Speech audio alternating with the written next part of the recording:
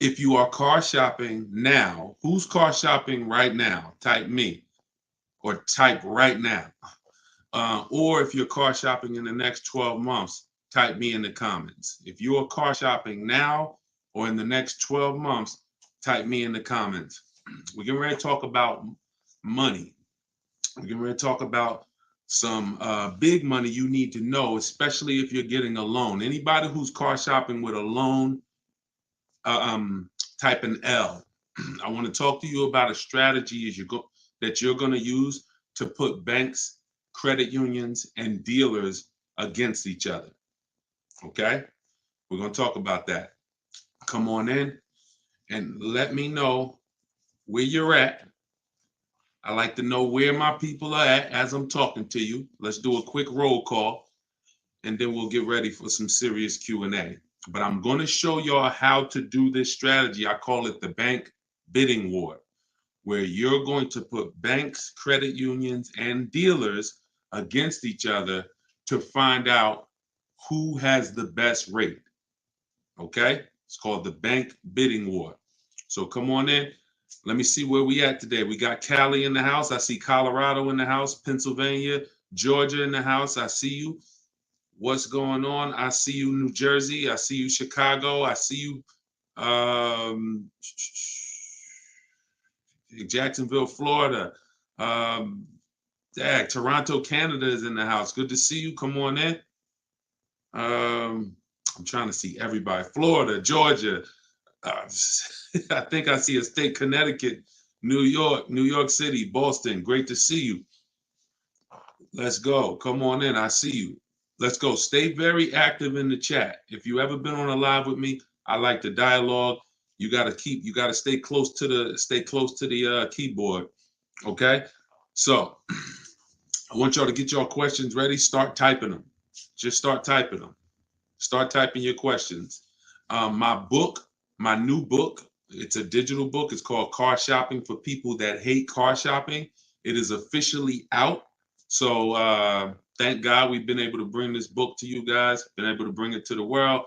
It's already rated 4.94 on goodreads.com. We got 31 reviews. So everybody, while you're watching, you can get a copy immediately for 75% off as part of our book launch. So all you do to get yours, you won't leave the broadcast, is go to my TikTok bio or go to my Instagram bio. If you're on Instagram, click the link and get your copy. You'll see a button there when you click the link that says 75% off.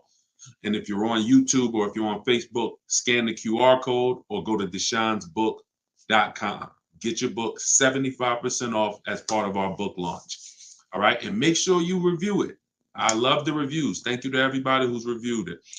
All right. Do they all have to run your credit or is it a separate hit? Nope. When you do this right, we're talking about what I call the bank bidding war. Who's ever wondered if they really got the best rate?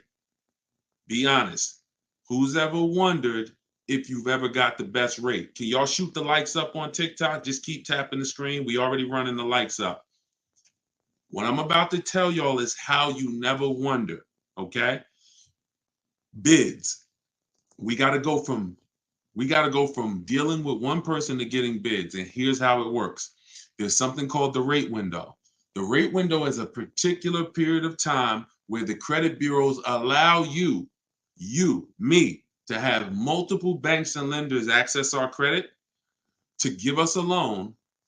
Within a certain period of time, it's only going to weigh on our score like one hard inquiry. So if you have successfully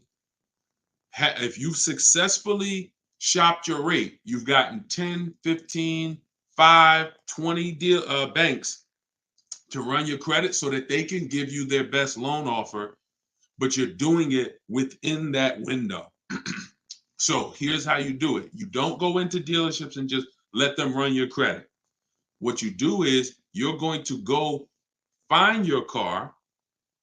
And once you find your car, you are going to lock up your car and you are going to then allow banks and credit unions to access your credit. See, there's banks and credit unions are playing a game right now. They're playing a game with us. But we got to know what this game is. They want to throw around these pre-approvals, but they're really, most of them are restricted pre-approvals. Restricted pre-approvals, which you never want to use, are pre-approvals that tell you who you can shop with, that tell you go shop here. Give you an example. Capital One Navigator may say, well, you're approved, but you have to deal with our dealer network. We don't want to deal with a dealer network. I see y'all running the lights up on TikTok. Could everybody hit the share button and share this with one person? I guarantee they will thank you. Guarantee they'll thank you.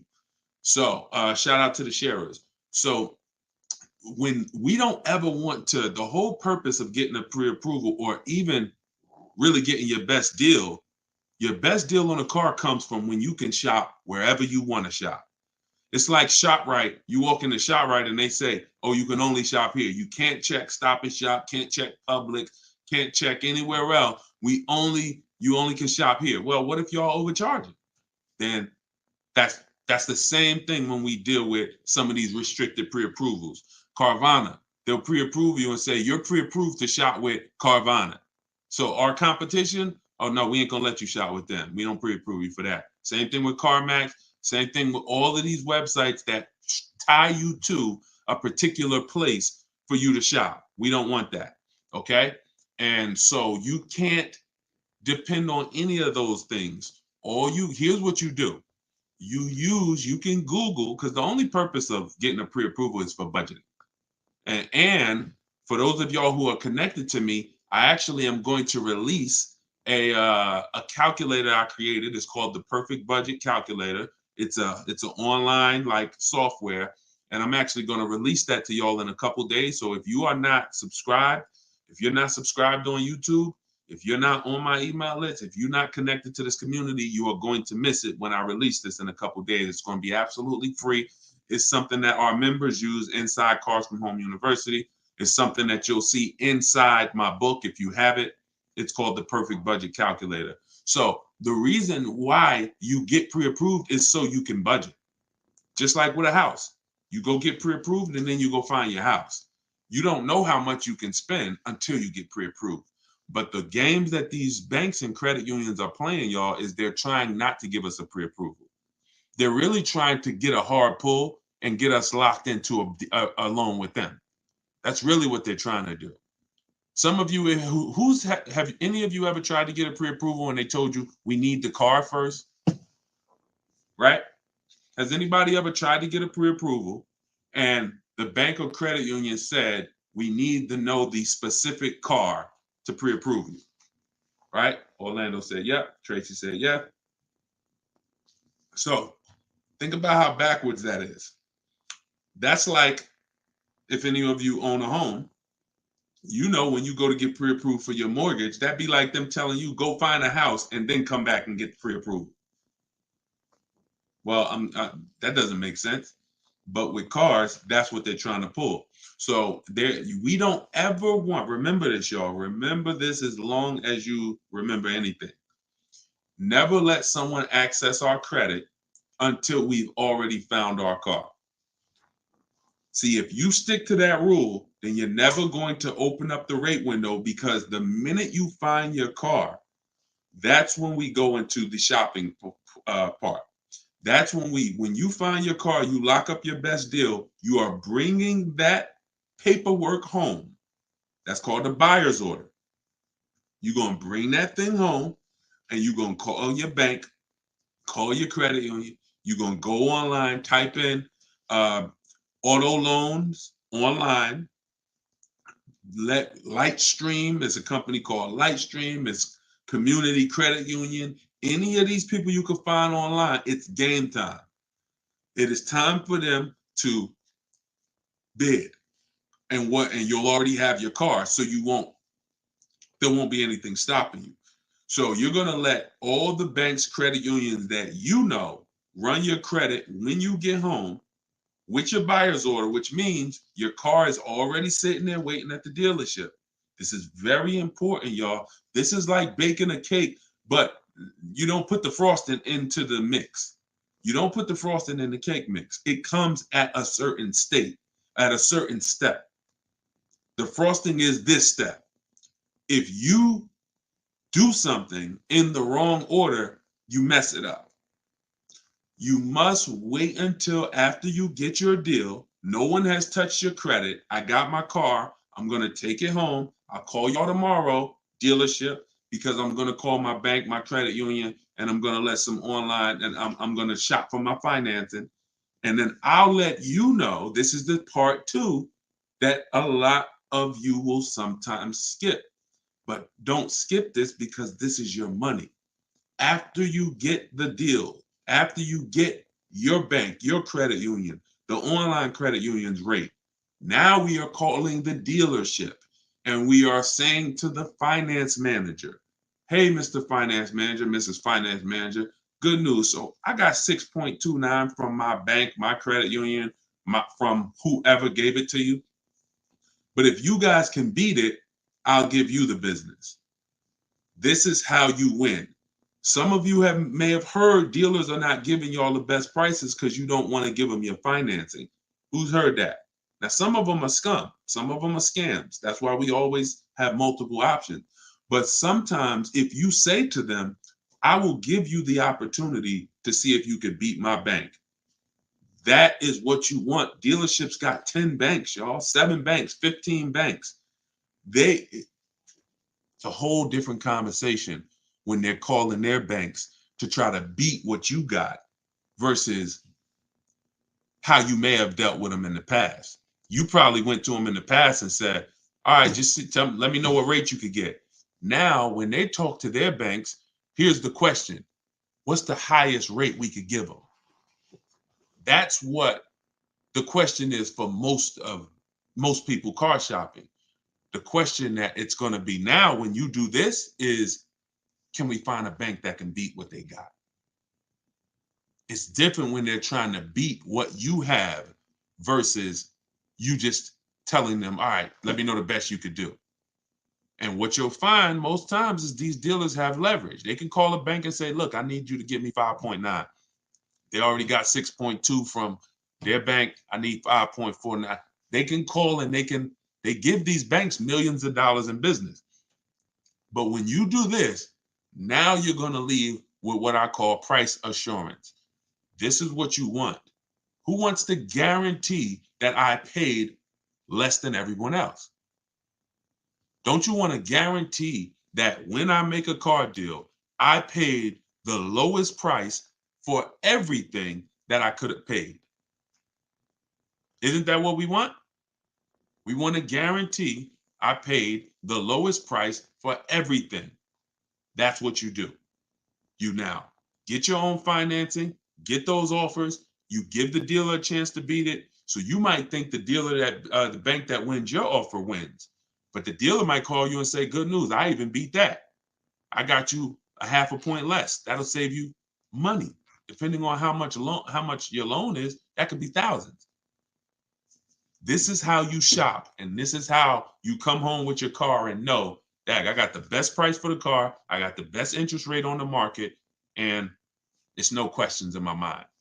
That's how you do the bank bidding war. Okay? It must be done correctly. And at the end of that period, when that rate window closes, the effect on our credit score is the same as one hard inquiry. That is when you know you've done it correctly, but no one can access your credit before that. If you let them access your credit before that, you're lost because you've already started the clock ticking. All right. Jason said, I got the program and going through it now. It makes car shopping easier and you don't have to sit at the dealership. So Jason's in my program, Cars from Home University, where I have all videos and everything. Thank you, Jason. The same information that's in Cars from Home University is in my book, Car Shopping for People That Hate Car Shopping. So you can download your copy now, 75% off while we're on here. Anybody who wants their copy, use it. If you are in the market, use it. Get it at 75%. $97 is still a great value for the book because of how much money it's going to save you. But 75% off, that is even better. So go there, grab your copy. It's in my TikTok bio and my Instagram bio. You can go to deshonsbook.com or you can scan the QR code. Okay, can you talk about leasing and getting the best deal? I keep missing that part. Whenever whenever it comes to leasing and getting the best deal on a lease, it comes through multiple offers.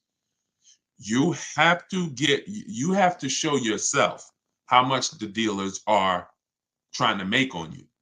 The only way for you to see that is for you to look at multiple offers. You're going to see, here's when you know you've done it right. You pick out a car.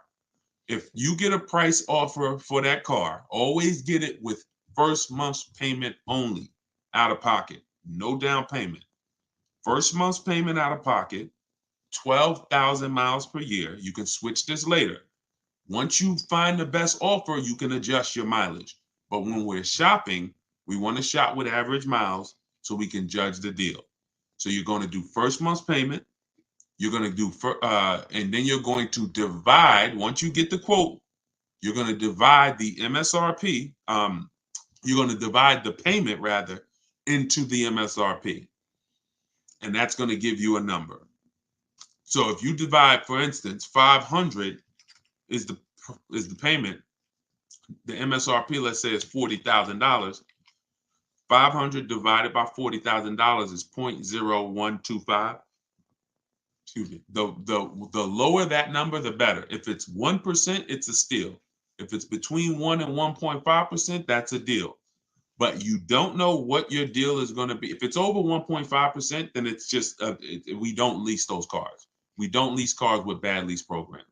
We don't pay over 1.5% because percentage-wise, we're paying too much for a car that we're giving back. So we don't want to pay. We have to be, it has to be a threshold. And I created the 1.5% rule for everyone to know.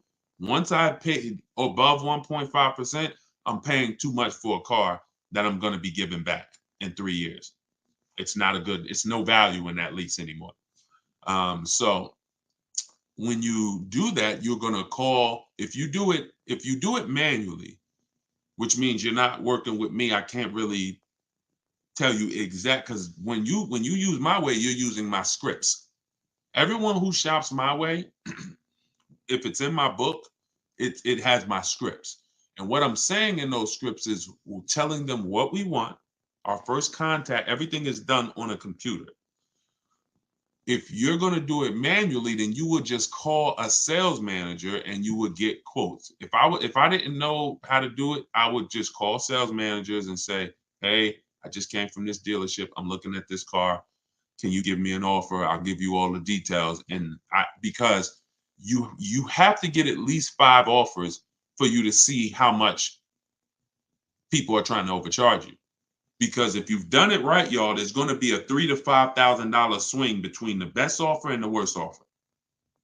At minimum, which means you're going to see some people that want $500 a month for the vehicle, and some people that's quoting you $650 a month for the same vehicle. They're going to be like, that's my best deal, $650. And you're going to be like, wow, there's another deal that's at $500. So all that thinking people was the same price, absolutely, no, they're not. No way. No way. Every dealer has a different price. Almost every dealer, unless they're owned by the same people and they're like price fixing, almost all of them have a different price that they're going to offer you. So the key is sorting for the best offer. I like to do it all online without speaking to anybody. If you want to do it manually, online requires you know what to say. Your dealerships are trained for people who are trying to get deals and trying to save money online. Online has been around since 2005, 6, 7. This isn't new. They've had chances to train people to make sure that they're not letting people just save thousands and thousands of dollars online. So they're going to make it hard, which is why we have to know what to say. If they say, hey, can we get you on the phone? Who's heard that? Who's heard that before when you try to shop online? Hey, can we just get your phone number and we can talk? It's a lot easier. Hit the like button if you've heard that. Or what about, as soon as you get on the phone with a dealership, y'all, what's the first question that they ask when they find out you're interested in a car? What's the first thing that they're going to ask you? Let's see. We got hundreds of people on here from every platform. What is the first question? Let me see how common and predictable this is. What does the dealership, from the moment you get on the phone with them, what are they asking you? Okay, I see. What's your credit score? Yep, they're gonna, yep. But I'm looking for, come in. Exactly. How have I, exactly. When can you come in? When can you come in? So we got to know what to say. We got to know. I have a response for all of that. Your response for that would be, hey, I'm actually doing all my shopping from home. I'm talking to a couple of local dealers to make sure I get the best offer. And then you always end with a question. Do you have what I'm looking for? Do you have the car that I'm looking for? We need to let them know what car we're looking for, and then we get the offer for it. But you have to be able to, every time somebody tries to get you to go back to shopping the old way, which is coming in, which is going back and forth with them, you have to continually stay on the game of, this is what I'm doing. I'm shopping from home. It's 2024. I can do that. Plenty of dealers are going to make it easy for me to do that. And that's what I'm doing. And and then you'll reveal. You'll see things about most dealers that are going to be like, wow, they're out of control. But you're also going to see the 20% of dealers who are the people you want to do business with. Honest people. They win. They don't mind competing. They don't mind beating their competition with a better price. This is who we deal with. Let's see. I'm not a car person. I like buying I like buying cars that'll last 10 years. Yeah, I mean, that's a good thing. That's a great thing. I told you on the earlier hour when we talked, if you're buying a car, it should be long term. Nobody should be buying a car for a short term. You just shouldn't be doing it. You're losing too much money in depreciation and you're not getting that value back. You pay 15, 20 grand for a car, you're trying to get out of it in 3 years, 4 years. God forbid you pay more, 30 grand, 40 grand. You're not getting that. All that money you're paying, you're losing. You notice how you're never happy when they tell you what your car is worth? You're never happy. When the dealer says, look, yeah, well, your car is worth about 19. That's it? That's all. Man, are you kidding me? Why? Because you put all this money into the car and you're trying to get some back now. You know that car was 40 grand. You know you've been paying on it for years. You know all of this. So the reason why this is happening is because you don't understand leasing in the short term. But anytime you're purchasing, it should be long term, 8, 10 years. It's the only way you're going to make the money back. It's the only way somebody who's leasing is not killing you. Because people who are leasing, getting great lease deals, they're paying pennies for the cars that we drive. We're paying hundreds of dollars less than somebody who's buying every month. What's a good affordable car to buy less than 20 grand? This really depends. It depends on what you're going to need. First thing you got to assess is, what are your needs? Because the biggest thing you pay for is size. You pay for size. So the bigger the car you need, here's what y'all remember if money starts to get tight. If y'all are ever looking at a car and money's tight, I remember when I was at Mercedes, somebody would walk into the dealership, they're looking at an SUV, 3 rows, and they're like, oh, I got a big family. I got all these kids, I need the room, right? So then we start looking at the price and we see that the vehicle is out of their price range. And, even the best deal is still out of their price range. Now they go to make a decision and they're like, well, what about the smaller Mercedes truck?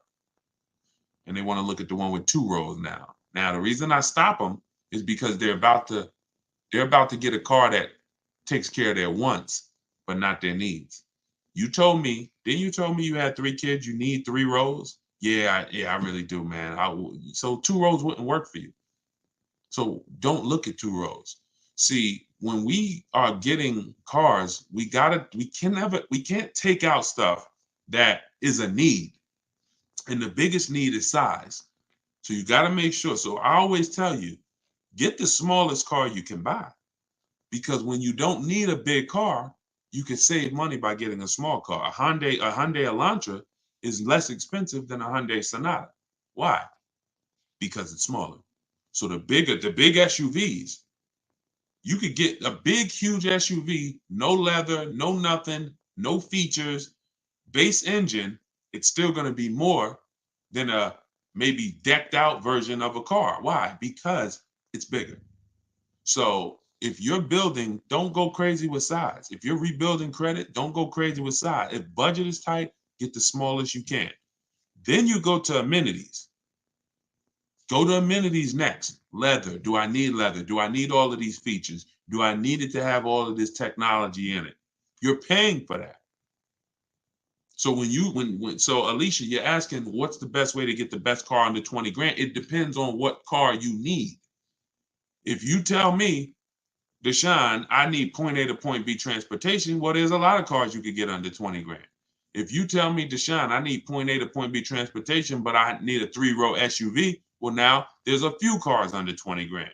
If you tell me, Deshone, I need a big car with a big SUV and it has to have leather and it has to be all of this under 20 grand, then that's fewer cars. And then the other categories are besides size and amenities, we pay for power, we pay for class, and we pay for exclusivity. So if you say, Deshone, I need a big SUV and I want all the leather and all the features and I want the big engine in it, the 400, 500 horsepower engine, and I want to fund it. Well, there's even fewer options because you're not able to. You're building up everything that you pay for in a car. You checking everything. I want everything. So you got to know where to sacrifice. Some people, class is going to be your sacrifice. Watch this, Deshone. I could do a big SUV, but I want a Mercedes, or hey, I want a Lexus. That's different than Chevy. You could get a big SUV with leather, Chevrolet. That same SUV, same size with Mercedes is more money. Class. So you got to know what to take out. Last thing is exclusivity. I want a car nobody else has. You get taxed for that. You're going to pay a lot of money for that. I want the Hellcat, the Demon, whatever it is, whatever that, I'm getting this vehicle, nobody has it, you pay for that. So when it's time, when you're searching, Alicia, you got to say to yourself, what are my needs? And then what are my wants? If my wants might be leather and all that. My needs is I need an SUV. My needs are I need something with a hatchback because I use the back of the truck. I need whatever. Because you don't want to go and get a vehicle that has a bunch of wants that you didn't need, and now you had to get an older one. $20,000 is a decent budget. But if you go trying to get every single thing that you could get in a car, and a big car, and leather, and fancy, and look, now you're going to end up getting one with 80, 90,000 miles, and it's going to not be, it's just going to be a bad, it's just, I don't want you to do that. I would prefer you not to do that. Not a good way. So assess your needs, get the smallest car you can, get what covers your needs. And if you need help purchasing it, you can use my videos. You can get my book. It's 75% off. Go to deshonesbook.com, download your copy right now, start using it. I'll teach you how to get the most for your money. That is what I do. Let's see. Shout out to everybody on it. We tied in. I love this. This is like we just now getting into streaming on multiple platforms. So we on YouTube, Facebook, Instagram, and TikTok at once. I love it. I'm looking for a used Toyota. Could everybody share the broadcast? If you are not following me, if this is, your first time seeing me, I would invite you to follow if this is the type of stuff you're into. If you're into really, financial literacy, not everyone is, but if you are into, watching your money, protecting your money, making sure that all the money that's supposed to stay in your household stays in it, then definitely I welcome you to subscribe to us on YouTube, hit the sub button, and follow us on whatever social media platform you're on. Okay, I'm looking for a 7-seater, but want to pay less than $600 a month. So you start with now 7-seater. Now look at those other things that I mentioned. Do we need all those things? Because you could go 7-seater. You would say, what's the least expensive 7-seater out there? You would look at 7-seaters, in the 30. You look at them brand new, and you say, okay, can I afford a brand new one? If you're not keeping 8 years, you stretch your budget a lot more by learning how to get great lease deals. If you're not keeping 8 years and you're like, Deshone, I'm not leasing, you're losing money. It might take you a while to accept that, but I'm never going to stop saying it. So I'll be saying that until you get it or don't get it. And hopefully at some point you get it. Your children will get it. because most people are, children now in this generation are a little bit more open to questioning bad advice, and not leasing ever is some of the worst car advice that people have gotten. And if you're not keeping your cars 8 years, you must learn how to get great lease deals, because you're going to save thousands of dollars. Like, so much more money is going to stay in your household. So what you would do is you need to decide whether you're going to lease or buy. That's always the first. My book is called 7 Steps to Saving Time, Money, and Avoiding Dealerships. Car shopping, for people that hate car shopping, 7 steps to saving time, money, and avoiding dealerships. What's step one, y'all? Step one is lease or buy, because lease or buy is the foundation of our car deal. If you see this young lady here on that I'm showing on you can't see her on TikTok, but all other platforms you can see her. You can see she got a 54,000. Her name is Taupe. She's in our Cars from Home University group. We share all our car deals all around the country. She got a BMW i4 eDrive. It's a $54,000 vehicle, $54,750. Her best lease price on it was $690 a month. So y'all are aware, that same vehicle, if she purchased it with no money down, just like she did this, no money down, we're not talking about putting money down. That's a whole different. When you don't put money down, it's easy for you to judge your deals. Stop putting money. When you learn from me, you're going to stop judging your deals with money down, because the money down doesn't matter. It doesn't affect the deal. So to purchase this same exact vehicle that Taupe got, $54,000, that's an $1,100 a month car payment. Every $5,000, if y'all remember, is $100 a month.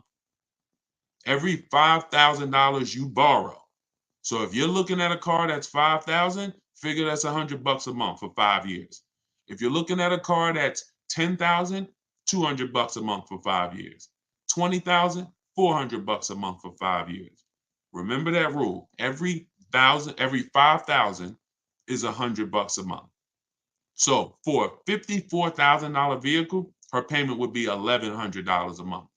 Yet she's leaving with a $690 payment. You see how hard it is for her to get in trouble? So this is why, if she had chose to purchase, let's just say she's working with me, she's reading my stuff, she's learning from me, and she said, Deshone, I'm not keeping my car, but I'm going to purchase.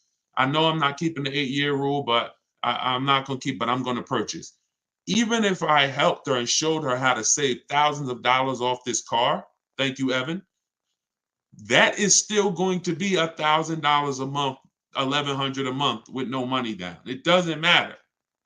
Like, she can go from 1,000 to, we saved $5,000 off the price of the car. Now you can go from 1,100 to 1,000.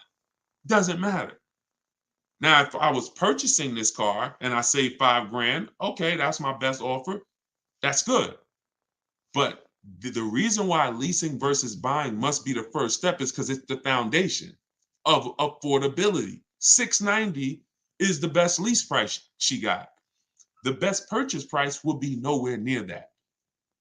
So if your deal is not on the right foundation, if you're not leasing when you should be leasing and purchasing when you should be purchasing, then there's no deal. There's no deal. You're overpaying. So that's the first step.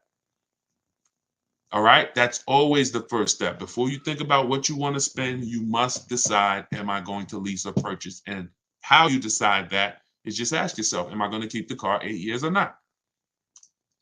That's it.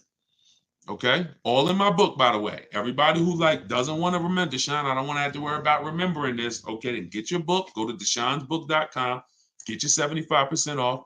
Let me know, make sure the price is showing 75% off, not the normal $97 price. You can scan the QR code. You could go to my Instagram bio, click that website. You can go to my TikTok bio, click that website, and you can download your copy if you want all the information in one spot. Soder said, can you do a simulation of how you would lease a Mazda CX-90? Well, I would figure out what I want. I'm going to check the car first. I'm going to check the car, go to Google, I'm assuming you're talking about, well, if he's leasing, he is talking about a new one because you can only lease a new car. Okay. The link, Evan, is in my TikTok bio. It's in my TikTok bio. So I'm going to hold on one second. Hold on. Let me get back on TikTok. Okay. So when we're leasing, if we don't have any other cars to sell, we don't have a lease that's coming due. If you have a lease that's coming due, we got to check our equity. But let's say we don't. Let's just say we want to lease a fresh car. We're going to check the car, check the initial quality, make sure it's not a bad car. There are some new cars out here that are horrible cars. So we're going to go to Google. And when we go to Google, we're going to type in the name of the car, and we're going to type in initial quality. As y'all come on to TikTok, could y'all just light up the lights, keep tapping the screen? I appreciate y'all running the lights up. Because y'all, again, we don't want to do little stuff that ruins our deal. Like I said earlier, if you save a lot of money on a purchase, but you didn't lease, had you leased, you would have saved $300 more a month. Then that wasn't a good deal. You messed up. Same thing if I get a great deal on a lease, but my car is always in the shop. Every 90 days, it's a problem with this car. What's up with it? That we don't want that. And these things can be avoided if you just go to Google and make sure you're not looking at a bad car. Okay. Now, once you do that, now you move on to the step of, all right, it's a good car, it checks out, we got to build it. We go and we build it out because we need to know all the features that come in the car. Sometimes some of y'all actually want a feature that you don't know is available in the car because you didn't go build it. But you got to go build it so that you can decide what you want in it, what you need.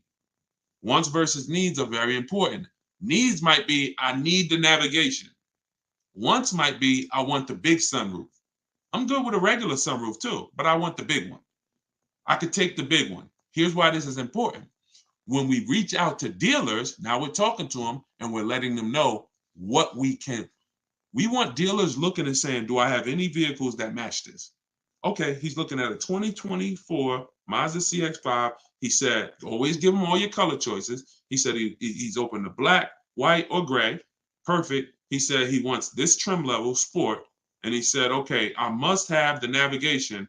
I'm good with a sunroof or I'm good with panorama sunroof. It doesn't matter.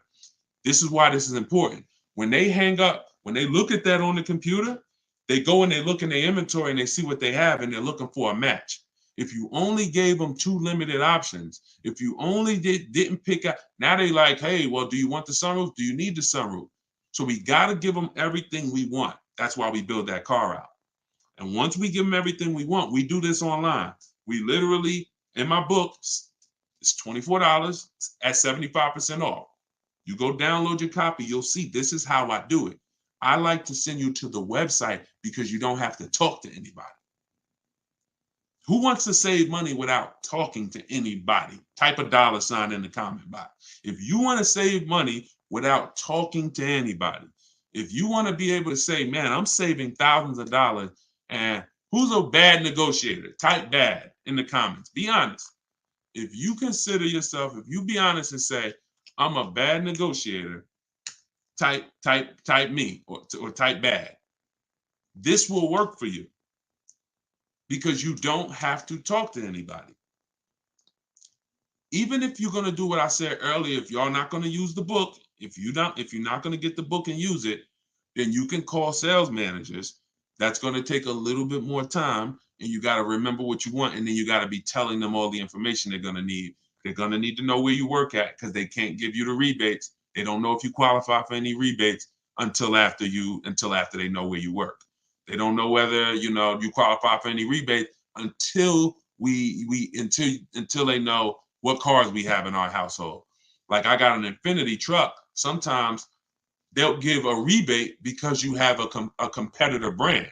You get $1,000, $1,500, whatever it is. So everything, I have this template where you just fill this in. So when you're shopping for a lease or a new car, it has everything that you need there. This is what a dealer must know in order to give us an offer.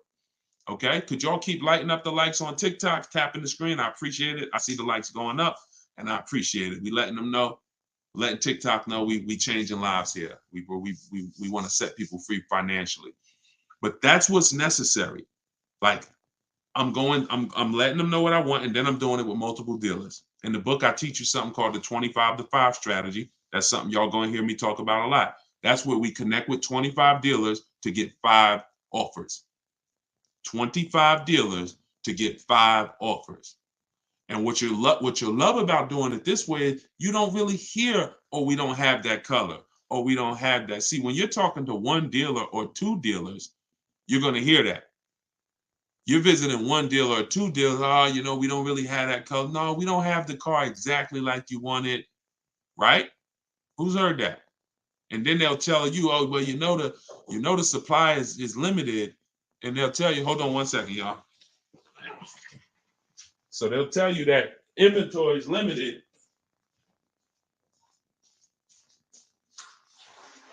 Yeah, they'll tell you that inventory is limited, but that's just because that's just the places you're shopping at is limited.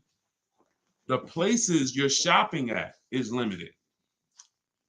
When we shop out of 25 dealers, we're shopping out of 25 dealers inventory. So yeah, I'm talking to 2 of y'all. Maybe neither one of y'all have what I want. But when I'm talking to 25 of you, maybe 10 of you have what I want. That's why it's called the 25 to 5 strategy. You're going to connect with 25 dealers online, right at your computer, and that's going to lead to 5 offers. And when you see how different those offers are, you'll see why it's important to shop multiple offers. Those offers are going to be about $3,000 to $5,000 different from each other. Guaranteed. Guaranteed. Look at there was a young lady who just got a Maserati and she saved $20,000 off the Maserati. She said her best offer was $20,000 off. Matter of fact, if y'all need to see that, just type Maserati. If y'all don't believe me, if you believe me, then we ain't got to do it. But if y'all want to see that, then I'll show y'all. She just got a Maserati 2 weeks ago. So imagine if she didn't shop multiple offers, she might have had one dealer taking off $3,000, thinking, oh, that seems like a good deal. Another dealer taking off $5,000. Oh, that seems like a good deal. You shop multiple offers and then you see where the bottom is. Oh, wait, hold on. They said they can't hear me on TikTok.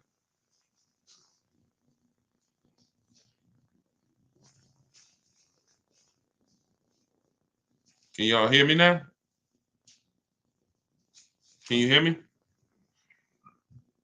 How are we on TikTok now?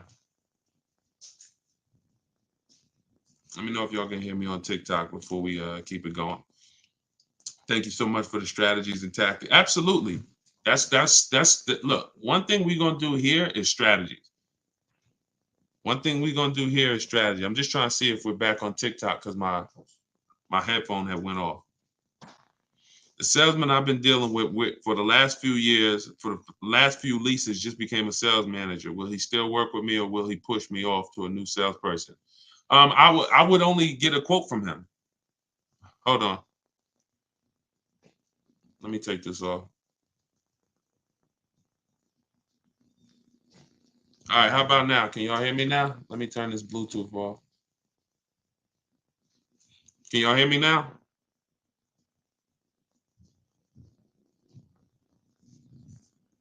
Oh, it connected to my wife's headphones. All right, thank you. All right, good. Yeah, so if you've been dealing with a salesman, somebody said the salesman that they used to work with is now a sales manager. Will they still deal with you or will they push you off to a salesperson? The only role of a salesperson is to help you pick a car, and then you go home and you get a quote from home. You get a quote from home.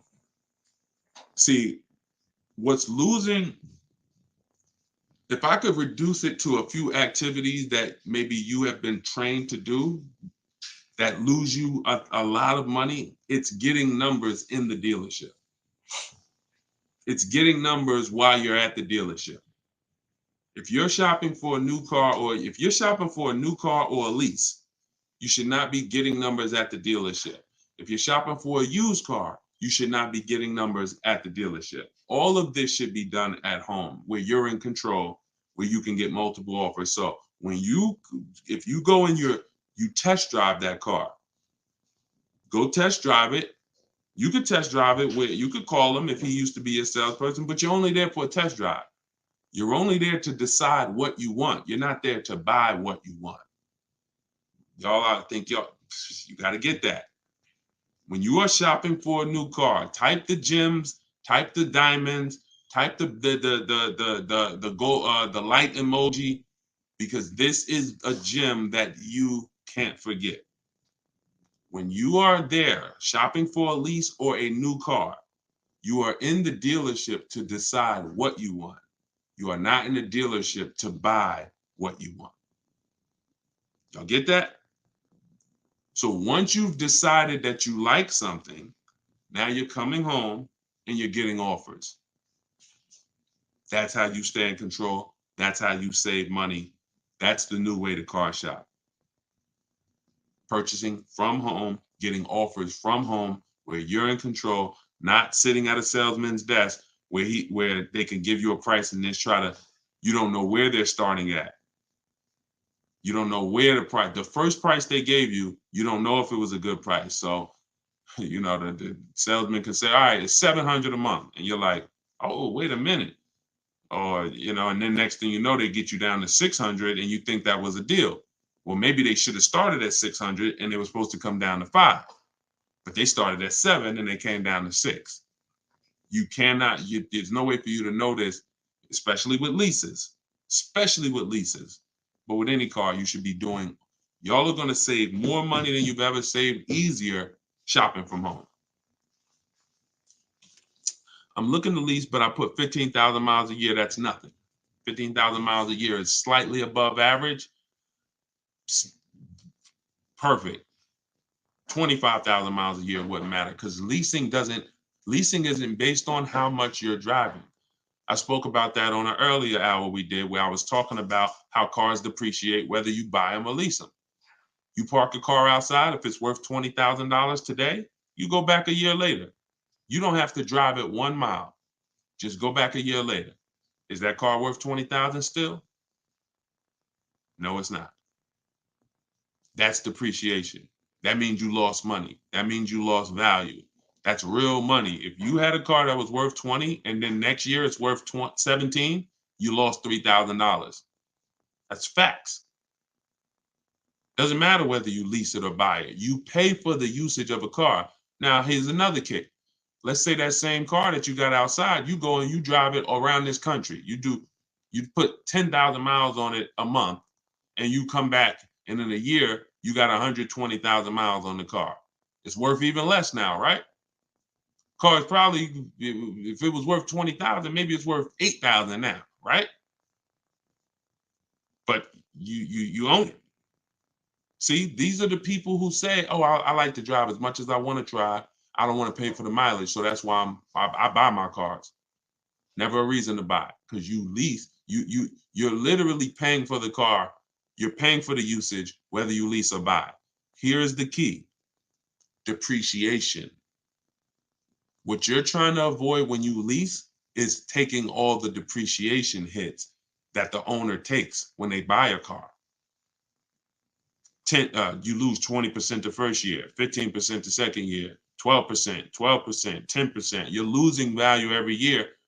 Now, there comes a point in time, if those of you who keep cars a long time, where you go from losing 10%, you go from losing these high percentages every year to the point where if you keep your car long enough, you might only lose 5% a year.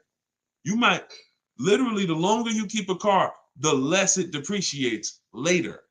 But you have to get to the later. If you trade out of that car before you get to the later, you've lost. Because all that depreciation you just took, now you just replace the car and you go start over again. Don't do that. Trust me when I tell y'all. The more you understand leasing, and my entire step one is about leasing versus buying. In the book, everything I teach, get your book for 75% off. Make sure you get your 75% off, but you'll see step one is all about leasing versus buying because that's the most important part of going into a car transaction. Oh man, good to see you, Texas. How many years is later? How many years is later? Remind me what we were talking about. I know I was talking about doing something later or a long time ownership later. I don't know. Let me remind me what I was talking about. If you owe on the car what the car is worth, should you trade it in and lease? So that's a great question. If you could get out and break even and you're not keeping that car 8 years, then I would get out of it immediately because there's no benefit to me staying in it. The money that I'm going to pay for a great lease, as long as you know how to get a great lease deal, don't go from a daggone finance to either a regular lease deal or a bad lease deal. You don't want to do that. But once there's no benefit to me staying in a car that I'm not keeping, I could drive a lot better vehicle transitioning to a lease now because the vehicle is going to be brand new, and I'm going to have a better vehicle for my money.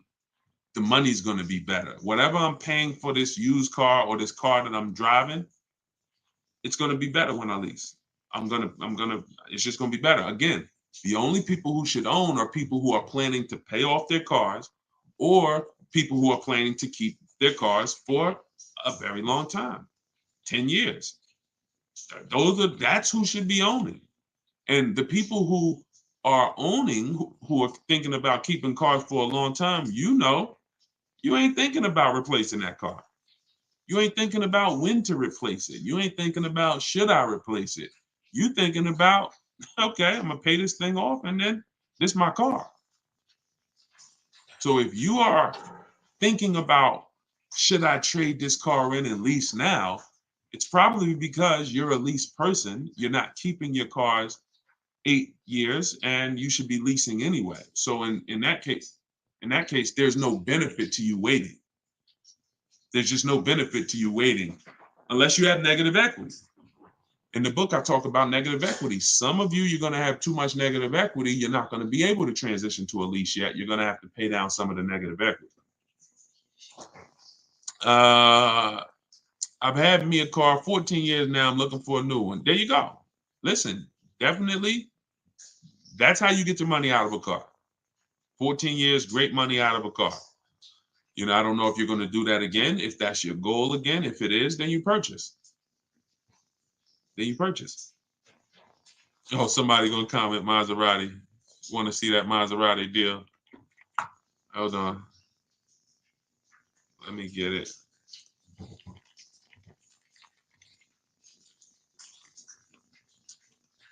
Hold on 1 second.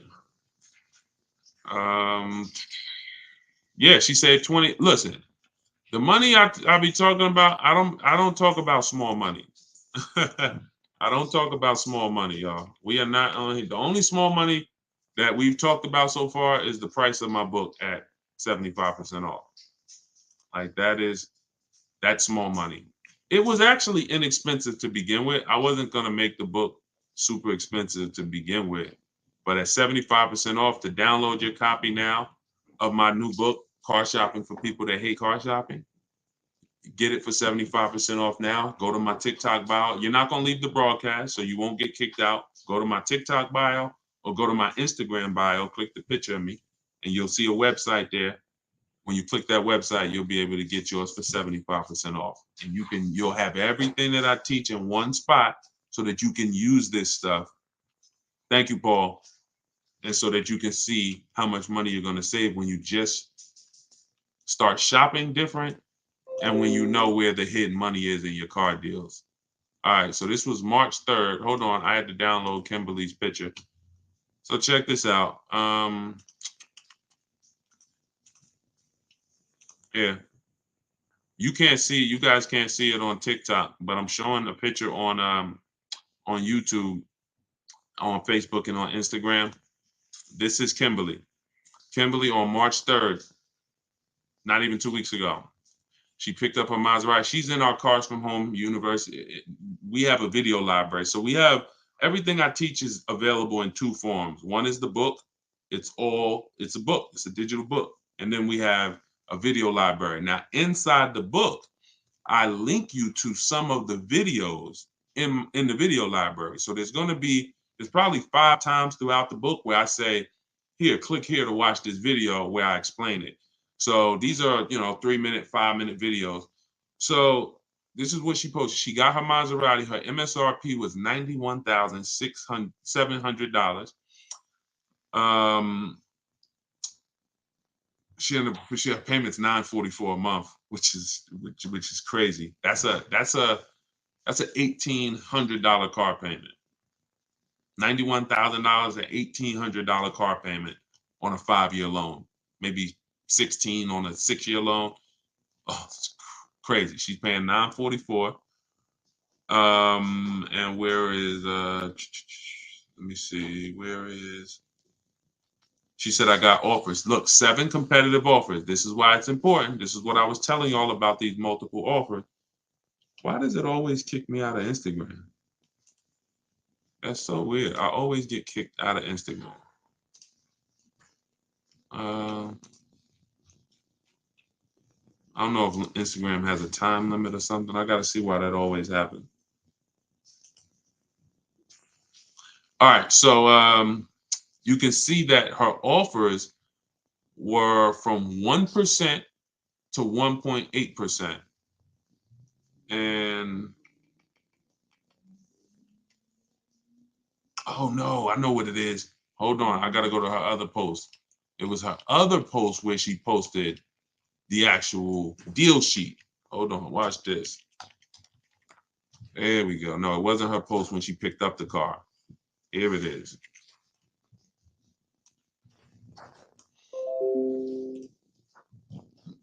So she has this great offer, and she comes in our Facebook group. She's like, "Okay, how do I lock this thing up?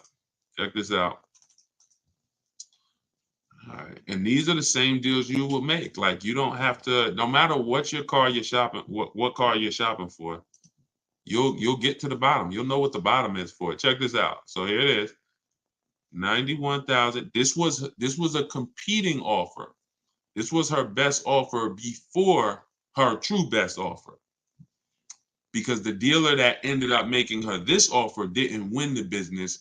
The dealer that was closer to her said, well, I'll beat that offer. And that's the one she ended up going with. But this one right here had an $86,961 MSRP. And look, the selling price that she got, $66,261. She's sitting at home comfortable, y'all. Talking to multiple dealers, sitting at home comfortable while dealers are bidding for her business. She's sitting up here. She said there are people that were the same time Kimberly was out here shopping for that Maserati. There's other people all around the country who are shopping for that same Maserati, and they're literally in the dealership trying to, hey, come on, man. Can you take off a couple more dollars?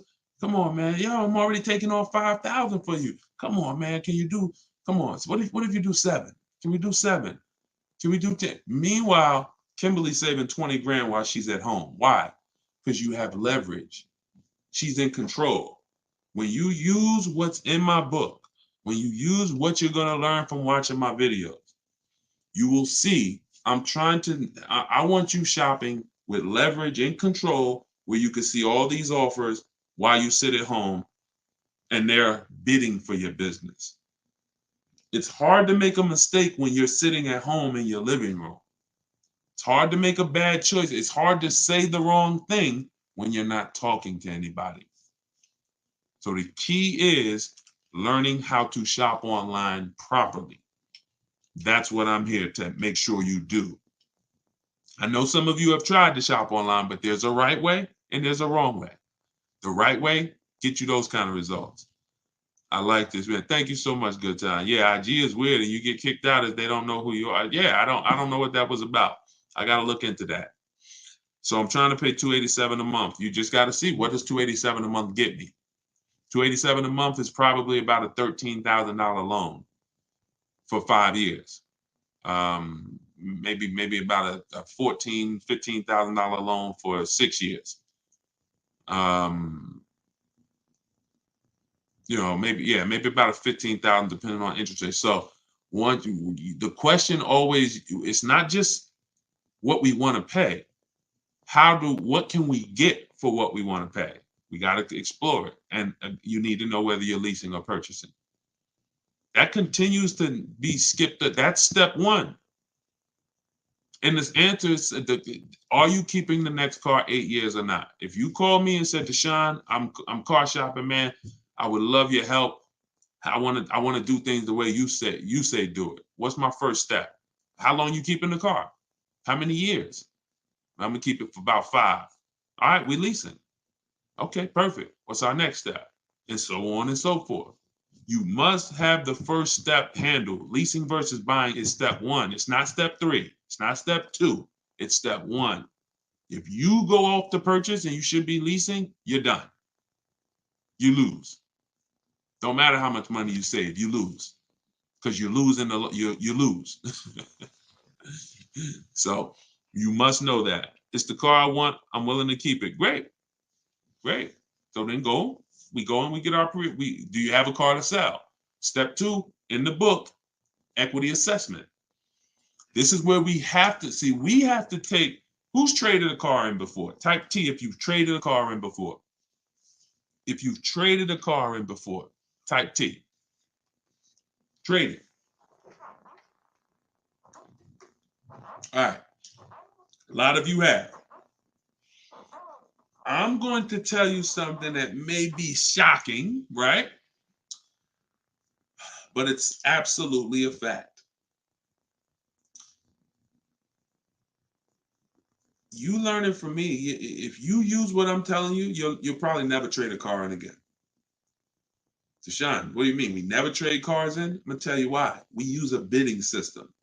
We don't trade our cars, we sell them. We sell them to cash buyers who can look at the car and write a check immediately. These are our Carvanas of the world. These are our Driveways. These are our CarMaxes. These are our Auto Nations. These are Kelly's Blue Book Instant Cash Offer. This is the equity assessment. A lot of times we're losing money in so many places. It's like money leaking out of our car deals in so many places. This is another one of them. We are not trading our car in because, let me ask you a question. When have you ever got the most something was worth trading it? When have you ever, we've never traded anything and gotten the most it was worth, right? We literally, if I sit here and I say, hey, I'll trade you this phone for your bike, one of us is taking a loss. I'm either not getting the max that I could get for this phone, or you not getting the max you could get for the bike. See, so trading in our system, which is a bidding system, we get bids from buyers. When we're ready to buy our new car, we get bids from dealerships. The chances of a dealership winning the bid because they're going to sell us the car we want lower than every other dealership, and winning the bid to buy our old car is almost impossible. It's almost impossible. So you're going to not just beat every dealership that's selling the same product as you, but you're also going to beat all the online buyers that are trying to buy cars, the Carvanas, the people I just mentioned. You're beating them too? Oh, you're going to be out of business soon. They can't burn the candle from both ends. So what we do, this is called timing our transaction. We're going to sell to the highest bidder. We're going to buy from the lowest bidder. So what we've had many times is we've had people who go pick up their brand new car from the dealer who won the bid. And then after that, they go drop off their old car at CarMax and get their check. Or they do the old car first and then go pick up the new car. because they're giving me $2,000 or $3,000 more than a dealer would have given me on trade. I'm going to go get my $3,000 more here, and then I'll come and I'll buy the car from you. This is how we maximize the transactions, y'all. This is how we make sure at the end of the transaction, we haven't left any money out of it. We have to get bids for every part of it. We talked earlier in the broadcast about getting bids from banks. If you just missed it, if you just hopped on, you missed me talking about the bank bidding war, the process that the credit bureaus allow us to shop our rates within a 45-day period, an unlimited amount of times, and at the end of that period, it only weighs on our score like one hard inquiry. This is, y'all got to use this. Until you use this, you ain't seeing the real money. Until you actually use what I'm telling y'all, you haven't seen the real money yet. You haven't seen the real money in the car deal. You haven't seen how overpriced some dealers are. So you have to use this in order to see how much money is in these processes. But that's how much you're giving to banks by not shopping them, by just saying, oh, that's my bank. I'm going to go with my credit union. And then not shopping them, not giving them an offer, not letting someone else get a chance to bid against them. That's a mistake. You're not my friend. Listen, ladies, gentlemen, these banks aren't our friends. These banks wouldn't do business with us if they didn't make money on us. They're not our friend. Oh, I've been banking there for years. They love me. They don't love you. They love the money they make on us. So we have to be as diligent as they are. I'm going to see if you're giving me you're giving me 6.29. Let me see who can beat it. All right, I'm glad. Yeah, I've been doing business with y'all. I love y'all. But if somebody else could give me a rate that's half a point less than you, or a point less than you, or 2 points, then I will be giving them that business. Why would I pay you an extra $1,000 in interest? No. So we get bids for everything. And that's how we guarantee that we save the money we're saving. That's how we're able to do this. Can't lose when you're getting bids. We commit to them, but they don't commit to us. Oh, absolutely. Well said. Absolutely. They don't commit to us. They are committed to, they don't even want us shopping their competition. No, none of these banks, dealerships, they don't want us shopping their competition, because that's when we save money. We save money when we shop competition, and we save it easier. Shopping competition is the easiest way to save when you're doing it right, like I'm telling you to do it. It's the easiest way to save. You forget negotiating, forget, oh, take off another 1,000, no. Listen, I'll call you back. I'm going to get a couple more offers if you're talking to them. If you're using what's in my book, you ain't talking to nobody, because my scripts is in there. I cannot tell you everything to say and you remember it here on a broadcast. But inside my book, Car Shopping for People That Hate Car Shopping, 7 Steps to Saving Time, Money, Avoiding Dealerships, you have all my scripts, you have all my templates, all the websites I use, because I want you to go direct to the dealer's websites. I don't want you going to a third-party website that's going to sell your information. We also always get a Google Voice. That's in there too.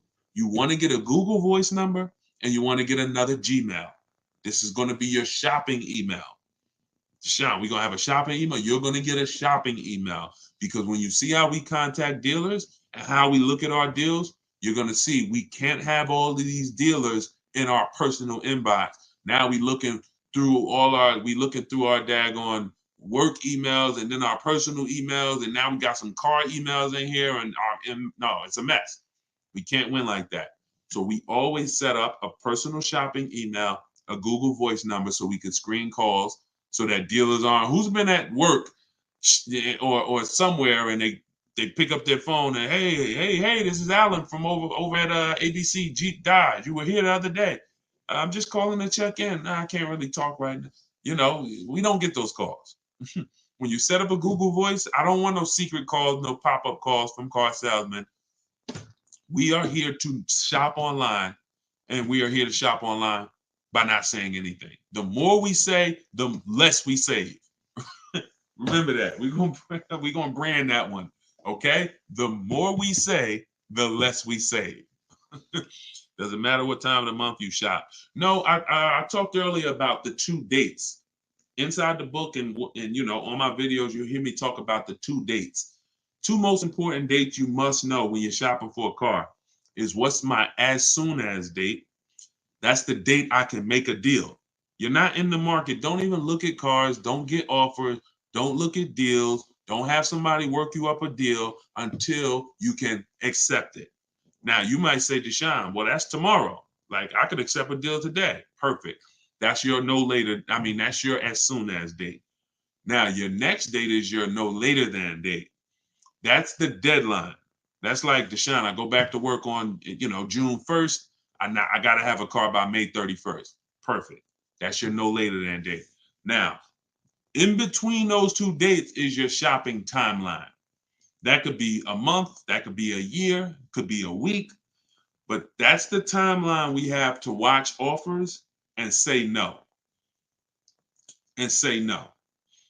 You want to be able to watch offers because offers change. You know, when I was shopping for my Infiniti truck, pre-owned one, I saw the price trends. One of the things that I'm going to show you when you learn to shop used cars the way I want you to shop, you're going to see the price trends. You're going to see the low side of the market and the high side. I noticed the low side of that market is 22,000 and the high side is 31,000. So now I'm looking because our goal is to buy, remember this, y'all, below market value. Forget market value. These words that people use are expensive words. I'm never interested in market value. The only time I'm interested in market value is knowing it so I can make sure I'm buying below it. You see what I'm saying? You don't want market value. You want below market value.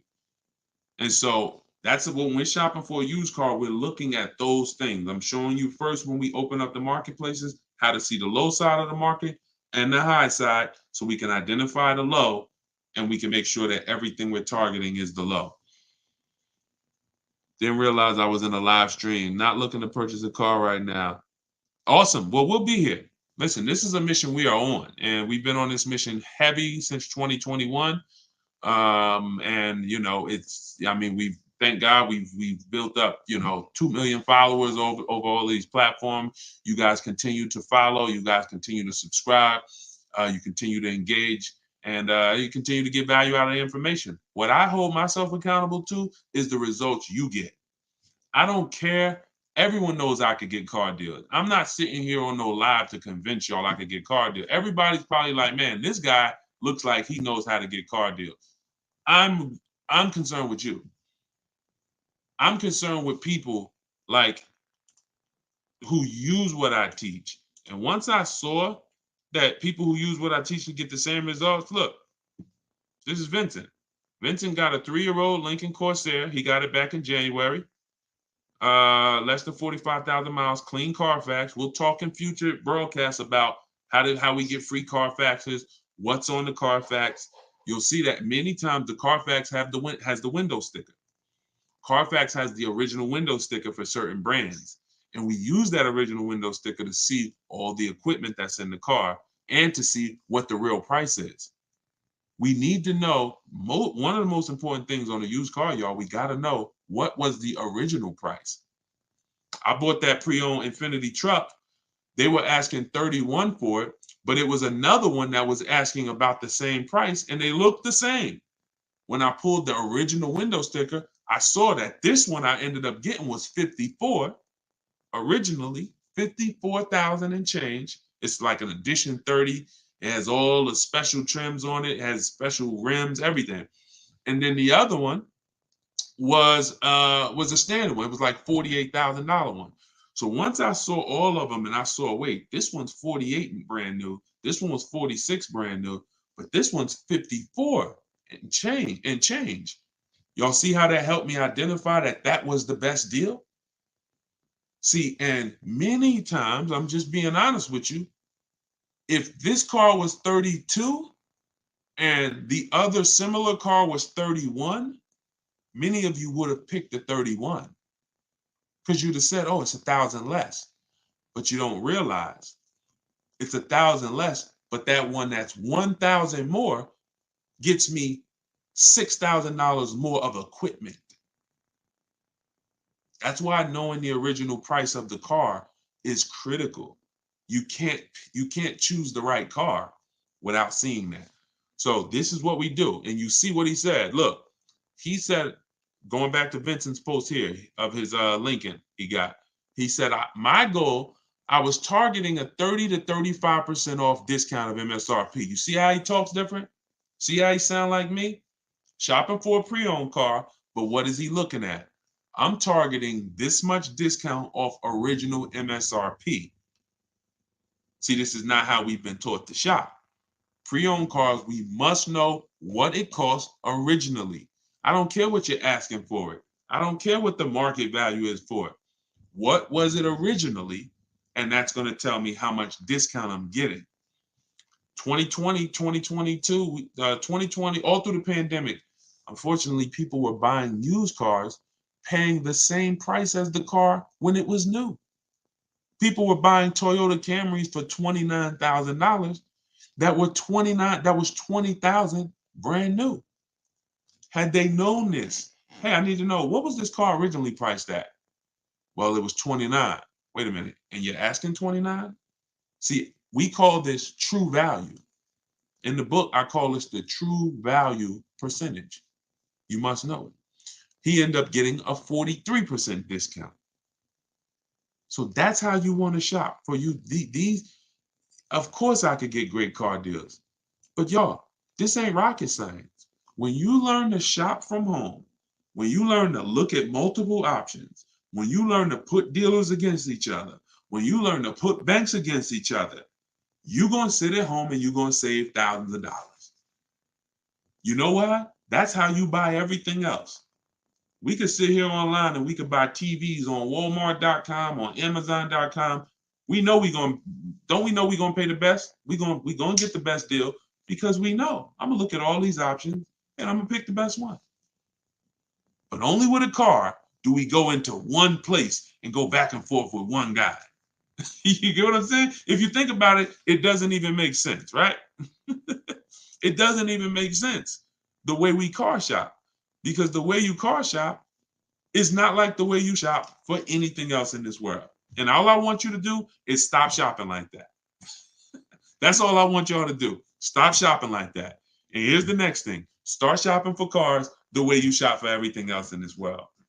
And you're going to be, oh, man, you know what? When I shop for cars this way, Deshone, it feels like when I shop for groceries. It feels like when I shop for other things. I'm comparing correct.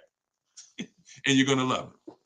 I promise you. We got enough people that have started using what we teach. We've been doing this for 2.5 years now to see the transformation is incredible. People just like, man, I can't believe I never knew that this existed. So I compare oatmeal. Exactly, Dave. Listen, everything. You get what I'm saying? We literally have price confidence by comparison. You know what? And look, y'all will see these Carvana commercials, right? Y'all ever see the Carvana commercials that says we have 50,000 cars for you to choose from? Y'all ever see those commercials? You could choose from 50,000 cars, right? I'm gonna tell you what that is and why you never fall for that. They're trying to win your business based on variety. But variety does not drive down prices. Competition drives down prices. So whenever you hear, we have 50,000 cars for you to choose from, here's what I want you to think of. If you walked into the Dorito factory and you were able to see every single flavor of Dorito they make, we have 200 flavors. I didn't even know y'all had 200 flavors. Yeah, like we don't have them all in store, but in the factory, we have 200 different flavors of Doritos. Really, that's amazing.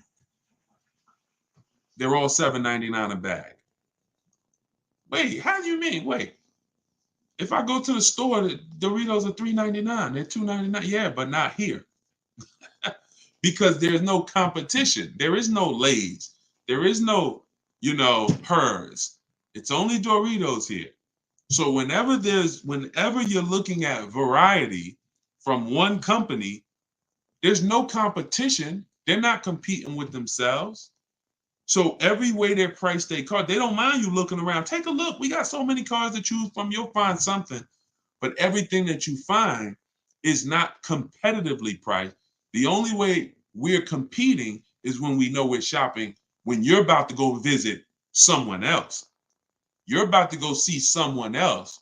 That same blue Camry that you want here, you're about to go look at another blue Camry somewhere else. You should be doing all of this online, never in person. So this is what drives down prices, y'all. Never variety. Forget these dealers that say, "Oh, I got 10,000 cars." Does not matter. In order for me to make sure that I'm paying thousands less, I must shop your competition. I don't care about your variety. When I shop your competition, I'll find the best offer. And it's going to get easy. It's going to get very easy for y'all. So, all right. So let's do a couple more questions and we'll get ready to wrap. Deshonsbook.com for everybody. It's just somebody confirm that we are showing the 75% off price. Sometimes I get a message that is showing the full price. Make sure you could get your 75% off. Scan the QR code. Everything that I teach is in my book. We just put it out. 75% off is the book launch special. It's called Car Shopping for People That Hate Car Shopping. It's a digital book. You could download it and use it right now. And if you're on TikTok or Instagram, you could just go to my Instagram bio or my TikTok bio. Okay, thank you, Camry. Shows 75% off. All right, perfect. Went to 7 dealerships before I found the price in the car for my daughter. Wonderful. My wife was mad at me. Now, that's because that sucks. And the time that you put into that, I get it. But to save money, I don't blame you. If you got to what you needed, it was worth it. But I want you to get to the point where you could do this from home. You could have did it with phone calls. If you use my way in the book, we do everything online through computers. But I rather you not drive to place. That's just, it's just, you don't have to do it. If you had to do it to get multiple offers, then I would tell you, man, you got to drive to multiple places, but you don't have to. You can do this by phone, ask for a sales manager, or if you don't want to talk to anybody at all, you can use my way in my book where we do it all by computers. I'll tell you exactly what to say, what to type, what they're going to say. You got all the responses. Everything is scripted out for you. DMV good, and they treat you like gold when car goes in for service. Oh, I didn't see. Okay, I missed that. How much does credit really matter? Credit profile matters. If you're looking for a car loan, it's not always score though. It's more profile. So I always say if you have a car payment that you're paying, sometimes the world could be crashing down around you. You got late credit cards, but if the bank sees you've been paying your car payment on time, they'll sometimes give you the loan. They'll sometimes approve the lease. So, some people might have a lower credit score and the, low 6s, but they have a solid payment history on their cars and they get approved. Another thing is if you have a high score, sometimes you don't need, score and payment history are probably the 2 biggest indicators. Payment history being what I just talked about, and score being score. Because those 2 things weigh heavily on the decision. Now, then you have things under that. You have things like your job. How long have you been on the job? How is it a new job? Is it you self-employed or are you employed, with a company? Have you filed your tax returns so that you can have proof of income? Because all of this comes into account with your profile. So if you have a strong credit score, sometimes you could get away with not having a previous car loan. If you have a strong credit score but you have a previous car loan but you don't have proof of income, sometimes that's okay because your credit score is strong. Now if your credit score is not strong, then you want to have these other things in line, proof of income. So when you look at, how long I've been living here, what I do for a living, credit score, income, the amount of money you make, that's a part of the profile. Somebody that makes $36,000, compared to somebody that makes $300,000, that's a different profile. So those are the three things that matter. But if I would, I mean, those are the things that matter. But if I was to tell you to work on any one thing, it would be your credit score. It would be get with Shonda Martin. Shonda Martin's on every social media platform that y'all are on right now. Shonda Martin. Her page is called Road to 750 Plus. And then just follow what she teaches and you know, I mean, the stuff that she's taught me, I've used. It's raised my credit score at least 80 points. Just the things she knows about credit that, you know, just go follow her. But yeah, it's about profile more than just score. It's about profile. Should a person get extended warranty on a vehicle? If a vehicle has high repairs, high cost of repairs, expensive parts, then certainly. But you want to make sure you're getting a quality extended warranty. I will get it from the manufacturer. If you're buying from an aftermarket company, I talk about this in my book too. You better be looking at tons of reviews. These companies go out of business a lot. You don't want to have a contract with a company that's going out of business. You got to be careful. And I would try to avoid buying from an aftermarket company unless they have just hundreds and hundreds of reviews, lots of high ratings, and they've been around for a long time. But yeah, if a vehicle doesn't have a lot of high cost of ownership and repairs, then I wouldn't get the warranty. If it's something that is very easy or inexpensive to maintain, I wouldn't get a warranty for it. How to avoid as is lemons. You want to make sure you're checking the history of the car. 4 things we check when we're buying a pre-owned car: title. What's the type of title? Is it a rental? Is it a ex-loaner car? Is it a salvage title? Is it frame damage? Total lost vehicle? You know, that's the first thing. Then we go down to accident history. We go to service records. Service records are a huge indicator. Any used car you get, y'all, I'm never going to recommend you buy a used car without teaching you how to look at service records and make sure that the previous owner or owners took care of the car. Third thing is accident history. And then what we're going to do before we do all of this, we're going to check the car online, and we're going to type in. I do something called a reliability and a longevity check. That takes 3 minutes. We go right to Google. We type in the year, make, model, reliability. The year, make, model, longevity, and that's going to tell us if there's transmission issues at 80,000 miles. We'll see it on there. We'll see it in one of these websites. If there's head gaskets issues, if there's electrical issues, we'll see it. So those 4 things that I just told you to do, boundaries. See, you protect yourself by having boundaries. I want you to use those boundaries, and you're going to find, does it prevent the possibility of you ever having a limit or getting a limit? No, it doesn't. Does it dramatically reduce it? Yes, it does. Yes, it does. And that's all we can do. There are no guarantees in life. What I want you to do is have a plan that allows you to protect yourself. And then, in the worst case scenario, something bad happens, this was just a bad event. But it wasn't an event because I didn't know what I was doing. It's not something that happened because I bought a bad car, or I bought a car over my budget, or I bought a car that didn't have a quality history. That's why I'm having problems with this thing. So that's what you're saying now. If, some of you may be experiencing that now. Dag, if I would have knew all of this about how to make sure I got a good car, how to make sure that I got the right price, I wouldn't be in this issue. That's what you're saying now. But I want you to be on the opposite side of that. And just knowing what to do will put you on that. So just follow those steps. If you follow those steps, you're good. You don't have to worry about getting a limit. What fees not to pay for? Well, on a purchase, we only pay taxes, documentation fee, and taxes, documentation fee, and motor vehicle fees. On a purchase, that's all we're going to pay. Now, there is a destination charge for new cars that comes on the window sticker. That's to get the car from the factory where it's built to the dealership. So that's built into the price of the car. But those are the real fees. When we get into leasing, you got acquisition fee that's built in. We don't pay attention to fees when we lease because we're comparing percentages.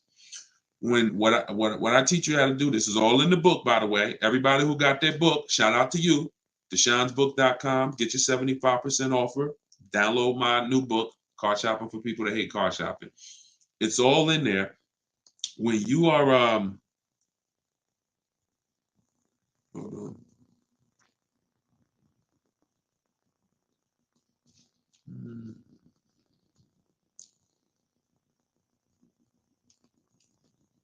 Okay. So sometimes I read the comments at the same time I'm talking and I forget what I was saying because we just going from subject to subject. So it was somebody asking about lease, what fees not to pay. That's what it is. Yeah, when we are shopping for a lease, we are comparing percentages.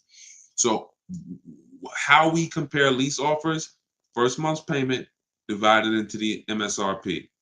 So we are shopping and we're looking at quotes just like this. $450 a month, $45,000 MSRP. $490 a month, $40,000 MSRP. $500 a month, $51,000 MSRP. That's how we get our lease quotes. No money down. We're literally just showing that's literally first month's payment only out of pocket, right?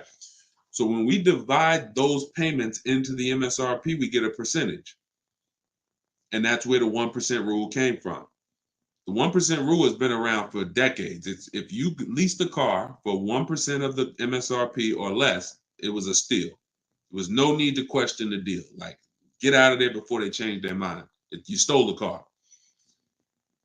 Now, I found that we knew about the 1% rule, but there was no rule for bad lease deals because I watched people as I made videos and I watched people saying, yeah, Deshone, I'm leasing, but I saw people getting leases that were trash, overpaying for leases, which defeats the whole purpose of a lease. If you overpay for it, you might as well should have not have did it. Now, I'm like, we got to come up with a barrier. We got to come up with a boundary to where if your lease is above this, you paid too much for it. That is a bad lease program. You should not be leasing a car paying that much over 3 years. And that's where the 1.5% rule came from. When you add up all the payments, you'll see you're paying X percentage of the car. And when you go higher than that, it's too much money for a car we're giving back. Some people are paying more for their lease than they would have paid naturally just buying the car and letting it depreciate, just because they don't understand that. So that's where the 1.5% rule came from. Does the 1% rule apply with these current interest rates? KM, let me show you some. You can't see it because you're not on TikTok, you're not on Instagram. If you were on Instagram, Facebook, or YouTube, you would see what I'm sharing right now. Somebody just asked, does the 1% rule apply? And they've been asking, y'all been asking me that really since I started talking about it. Y'all been asking me, does the 1.5% rule? We do this. This is Greg. Got his vehicle in February. The vehicle is $56,275. It is a Kia EV6 Wind with the tech package. His payment is $527 a month. So before this and before you saw, here's Kimberly. Kimberly's vehicle is $91,761. Her Maserati. Her lease payment is $944 a month. 1.09%. Now, out of all of my members, we have probably 1,400 members, 1,500 in Cars from Home University. These two have gotten the best leases because the program was there. In order to have a lease be a 1% or in the low 1%, you got to have an incredible lease program. We don't know what it's going to be. She didn't know it was going to be a 1% lease before she shopped it. Greg didn't know it was going to be 1%. We go in saying if I could get 1.2%, 1.25, that's good value. You're gonna see that's what I teach in the book. I go in if I could get 1.25, that's good value. Up to 1.5 is still good value. But in order, we don't know what it's going to be until we shop. Some people are getting 1.2, some people are getting 1.1. But when you got a dealer that's giving you a huge discount, like Kimberly got, you got a good lease program on the 2023, which she got, and she got, it all things. In order to leave with your best lease deal, you need a huge discount from the dealer. You need them to discount the car the most they can. If they have any rebates, you need them to give them to you, and then you need them to make sure they're not marking up the money factor. And then you that's what comes into a lease. And there's no way for you to get this unless you're shopping competitively. She never saved 20 grand without shopping competitively. So yes, the deals are out here. They've been out here. We've been making deals all through the pandemic, y'all. The deals are out here now. But for those of you who don't want to shop the new way, you want to stay in that old way of shopping, that one-to-one way of shopping. Nah, ain't no deals out here. Ain't no deals out here. It's nothing out here. Everything's overpriced. 1% of MSRP. Yep, you got it. 1% of MSRP. And that's been around for years. The 1% rule has been around for years. All right, so there we have it, y'all. We went over a lot. I'll be back for another hour very soon. If you're on our email list or if you're subscribed to our channels, you will get notifications of when we go live so you can hop on.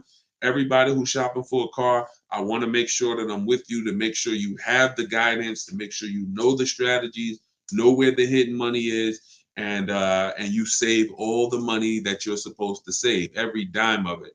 So you can get my book for $24. That's 75% off for our launch. Just came out. It's called Car Shopping for People That Hate Car Shopping. 7 Steps to Saving Time, Money, and Avoiding Dealerships. You can click on see that picture of me on the top of TikTok. Click that.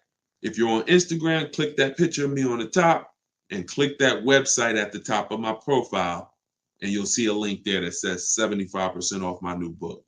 Get your copy, use it, so that way you don't have to remember or try to remember everything that we just went over. Because I know some of you are like, Deshone, man, we just went from a lot of subjects. We're answering all types of questions. If you don't want to remember that, you can have it right in your hand at 75% off. Or you can go to deshonesbook.com or just scan the QR code and get your 75% off. So always a pleasure. No, matter of fact, I'm gonna show you this. And Rain, let me show you this before you leave, before I jump off. You can't even see it, Rain. If you go to any of these other platforms and you watch the replay, you'll see it. She said, I can't tell if it's a man or, oh, no, it's a guy. He said, I've been trying to get a Telluride for years, but the markups are crazy. Let me show y'all this. Let me show y'all this right now. And this is what I tell y'all when I say that to those who are shopping the old way, to those with old strategy or no strategy, ain't no deals out here. But to those who are like, Deshone, I want to learn, I want to use this way to shop, oh, deals are out there. Deals are out here. I'm just going to snatch a couple people I could find that I know have gotten Tellurides, and I want to see. I want you to see what they're paying. Hold on. So this is a $54,000 MSRP.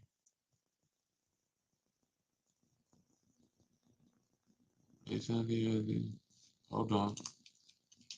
Okay, this is Bonita. So this is Bonita. Now, here's what's crazy about Bonita. She got her Telluride middle of the pandemic.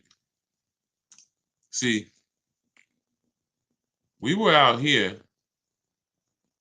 getting these deals when it was blood in the street. Look, hold on.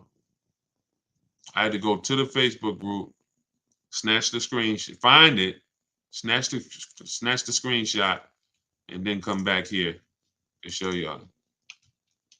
So this is Bonita's. She got this. Look at the date. She posted it when she got it. 2023 Kia Telluride. She got it December 2022. $600 a month. And look, I put down 600, and her payments was 600 a month. At the same time, there were people paying $800, $900, $1,000 a month for a Telluride. She drove off with $600. Same thing with the Palisade. Somebody just got a Palisade.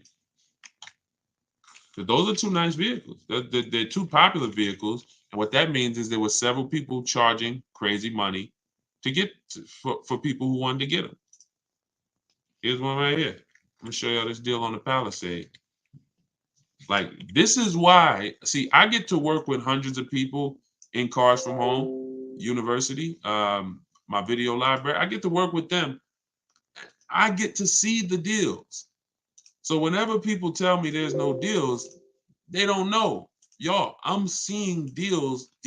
My members, they post their deals 2-3 times a week. Sometimes I'm seeing different deals from every part of the country. So when people say there's no deals, it's just you don't know how to get them. And if you will be humble and say, man, I don't know how to get deals, I don't know how to find deals, I need to learn how to get them, then you'll be fine. But don't say there's no deals out here, because now you're just closing yourself off. Here's another.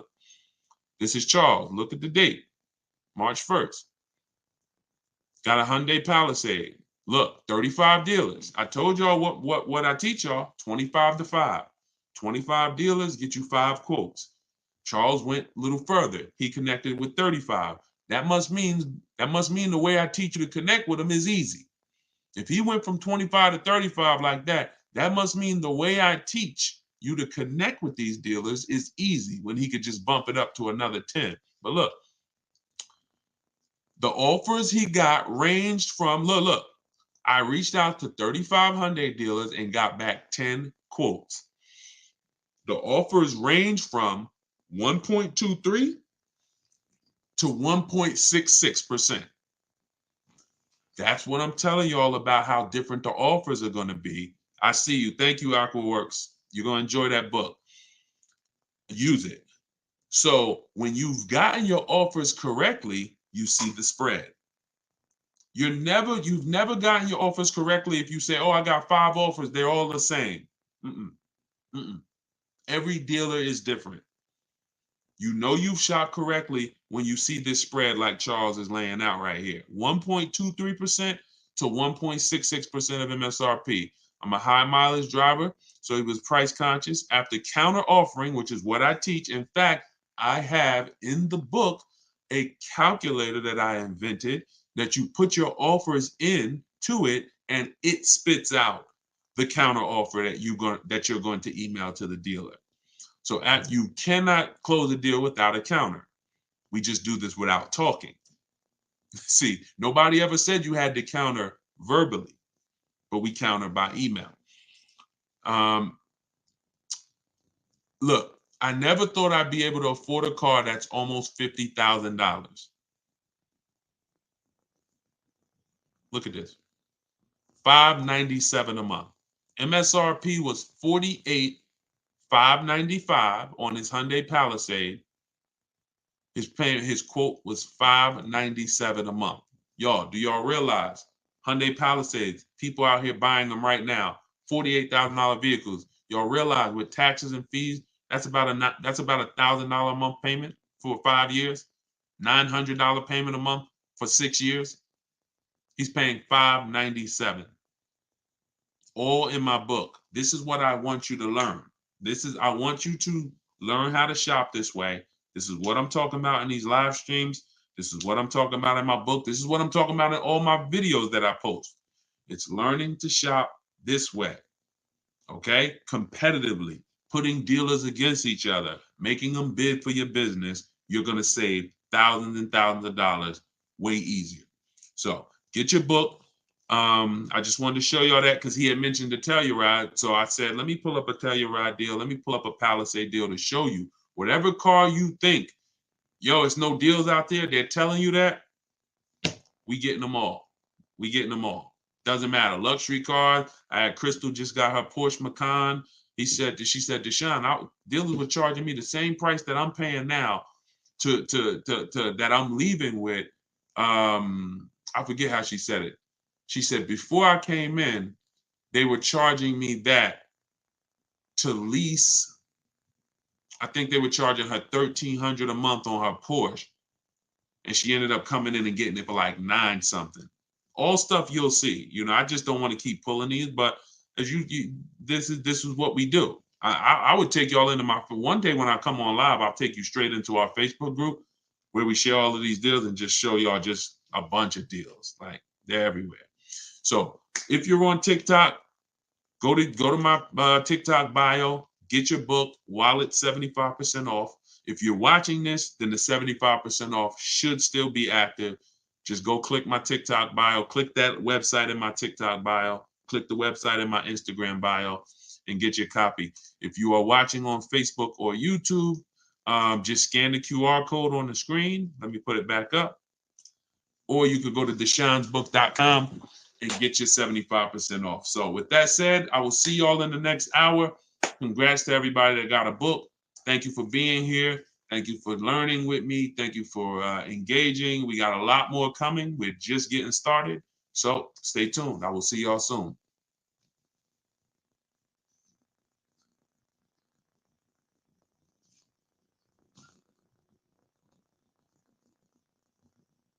Somebody just said they're paying $730 for the same car. So that same Hyundai Palisade that this person's paying $597 for, they're paying $730. That sucks.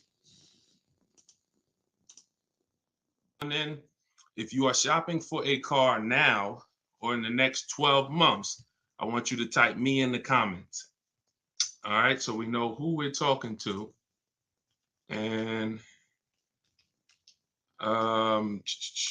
Instagram. All right, Instagram. I see Instagram log this out again because I switched from the screen. We're just getting used to this. But as you come in, if you are shopping for a car now or in the next 12 months, just type me. And I want to know because I want to talk specifically to y'all. If you're shopping for a car, you know, after that, that's fine. But I want to talk specifically to the people who are shopping now. Now,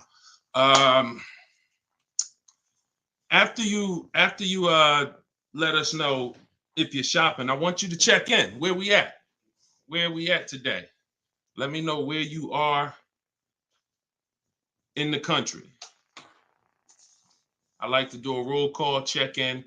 Where are we at in the country? Good to see you, Calvin. Good to see you, Catrella. Good to see you, Charlicia. Steeler Nation, St. Louis in the building. I see you. Okay. Hold on. Let me go here. TikTok. All right. Where y'all at? Let's. Okay. I see Dallas, Texas. I see Tampa. Hold on. I'm trying to see Chicago, Illinois, VA Beach, Utica. I see you. Check in. Where we at today? Where we at this afternoon, evening, morning? Come on in. All right. We got the whole country on here. And we got the whole country on here. All right, I want to welcome y'all to Car Q&A with me, Deshone the Auto Advisor. As you come in, if you could spend a minute or two with us, 5, 10 minutes, an hour, you're going to get a lot of value out of it. We're getting ready to do some rapid fire Q&A, and we're going to be answering all types of questions about car shopping and what you need to know to make sure you're saving thousands on your next car and every car you get after that. So as you come in, if you're not subscribed, if you're not following, you will benefit from hitting that follow button. You will benefit from hitting the subscribe button because we're going to be doing this live show pretty regularly to make sure that you guys have access to all the information. So before we get into Q&A, I want to give people time to come in. I also want to finish up the housekeeping. My new digital book, Car Shopping for People That Hate Car Shopping, is now officially released. We are doing a 75% off sale. It's normally $97. It's a digital book. It has links to videos. It has links to my scripts.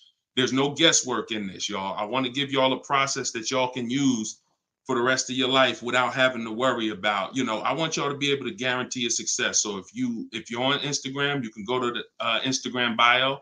You won't leave the broadcast. Get your 75% off because it's only available for a few minutes at 75% off. TikTok bio, and then Facebook and Instagram. Y'all can go to deshonesbook.com or you can scan the QR code. So let's go. Let's get your questions going. I want y'all to enjoy using that book. Get your 75% off and enjoy not reading it, enjoy using it. All right. So let me see. Let's start bringing in some comments. Where's our first question? Do I have to get financing? Oh, by the way, in a few minutes, y'all, I'm going to be giving y'all a very, very deep look into a game that's going to help you understand leasing versus buying. So in about 5-10 minutes, we'll start that game and you're going to love it. You'll never be confused on whether leasing or purchasing is going to save you more money after we play this. Do I have to get financing to lease a car? No, you don't. Whenever we lease a car, we are always using the dealer's financing department, their companies, the bank that makes the car. And because we can't shop for our own financing, how do we make sure that they're not marking up the interest rate on the lease multiple offers? There's no way for you to make sure they're not marking up the interest rate on the lease without multiple offers. That is what reveals the true deals when you're shopping for a lease. So there's no interest rate to shop for, but we must protect against interest rate markups with multiple offers because some dealers will mark up the interest rate and never tell you. They'll just give you the quote, and they're depending on you not shopping their competition to find out that they marked up the interest rate on the lease. All right. So when you get your offers, it's always with multiple offers. Shout out to the sharers. Shout out to everybody who's sharing the broadcast. If this is your first time on a live with me here, just type 1. Type the number 1 if this is your first time on a live. I'm near the end of a 3-year lease. Is it best to buy the vehicle or lease another? It's very rarely best to buy. Very rarely. Shout out to the first time viewers. Good to see y'all. Very rarely, if ever, good to buy your lease. I'm going to tell y'all why. Because when you buy your lease, you're buying a used car. When you buy your lease, you are buying a used car. That's all that's happening. So, being that you are buying a used car, you need to know if would I normally buy a used car versus leasing. And the only way it makes sense to buy your lease out is if you're keeping the car another 8 years. I'm going to tell you why. You've already had the car for 3 years. You've already had the car for 3 years. Most people, when you buy your lease out, you're getting another 5 or 6 year loan for the balance. So you're committing to 8 or 9 years of payments on the same car. This spills into bad lease deals. The reason we don't take 48 month leases on a lease, because we're paying too long on a vehicle that we're giving back. We never want to be tied up long term in a vehicle we're giving back. That's the whole point. Leasing is meant to be 3 years, 39 months, sometimes 2 years, depending on what they're offering, in and out, switching cars very fast, always under warranty, keeping our payments low. Okay. Can y'all light up TikTok with the likes? Can y'all continue to tap the screen on TikTok? I see we got a few hundred people. We got about 400 people on total, all the broadcast. Could you actually hit that share button? Because I promise you, y'all, no one will ever get mad at you for sharing my page with them. I guarantee you that. In fact, my goal is to get them to thank you. Hey, thank you for sharing that. I like that guy's stuff. We try not to waste any time here. What about paying cash? VJ Live said, let me put this question up on the screen. If you're on, make sure you're subscribed on YouTube so y'all can see the whole thing, the presentation, when we share these numbers. We can't do that on Instagram and TikTok. So VJ Live said, what about paying cash? I have about 15,000 and I don't want payments, but they keep trying to push me to 20, 25 grand range so I can have payments. Here's the thing. If you can find a quality car for 15 grand, great. If it's going to force you to buy something that's not, who's heard you always pay cash for a car? If, as you come in, thank you, Godhead. Shout out to the sheriffs. I see y'all. Who's heard always pay cash for a car? Type me in the comments. If you've heard always pay cash for a car, type me in the comments. I see y'all lighting up. Keep tapping the screen on TikTok. We appreciate it. Y'all lighting up the likes. Y'all can see where we at on the likes in the top left. Who's heard always pay cash? Right? 5150 times heard it. VJ Live said, heard it all my life. Now listen, bunch of Dave Ramsey advice. Now here's the real. Here's what I'm just telling y'all. We got a bunch of people on here, hundreds of you all say, yes, I've heard you pay cash for cars. Now there's two schools of thought here. One is no debt. Now if your philosophy is no debt, I'm not here to convince you to change your philosophy. Here's what I'm here to talk to you about. If your philosophy is I want to do what makes the most financial sense, then we'll have that conversation. Because people who could pay cash for cars and don't, they typically are making money on their money. When I was in the dealership, people would come in, they would ask, what are the interest rates this month? If the interest rates were 0%, something special like 0%, 1%, 2%, 3%, if they knew that they were getting 10, 15, 20% returns on their money, they're not going to put it in a car. They're going to use the bank's money at 1, 2, 3%, and they're going to use their money to keep making 10, 12, 15, 20%. That's the philosophy. So they view that as, I'll pay 3%.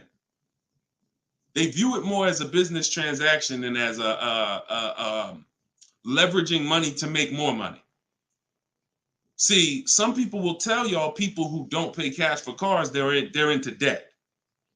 But I'm here to tell you that when I sat with very, very savvy people in my career with Mercedes and General Motors, I had tons of people who could easily have wrote a check for the car. I want you to know that if your goals are to eventually get into making more money with your money, investing your money, getting 10%, 12%, 8%, trying to beat inflation, then you're going to have a problem putting your cash into cars. Because not only, if let's say we park right now, this is just as answering VJ Live's question, because I got it up on the screen here on YouTube and Facebook. He's asking about paying cars. And many of you, as you sit on the show, you'll see, Dad, that's a similar question. Many of you will see someone's going to ask the same question you have. When we start seeing that we can actually use the bank's money for less, we're gonna realize that when you put $20,000 of your hard-earned cash into a car, that money cannot make you more money. That $20,000 that you just put in the car cannot make you more money. You have maxed out the value of that $20,000. It's in a car, you can't pull it out. You could refinance, but that's not happening. You're going to refinance and just get another loan. The point is, your money's in that car now. So had you had an opportunity to invest that 20 and make 8%, 10%, 6%, 12%, that's what the people who don't pay cash for cars who are wise are doing.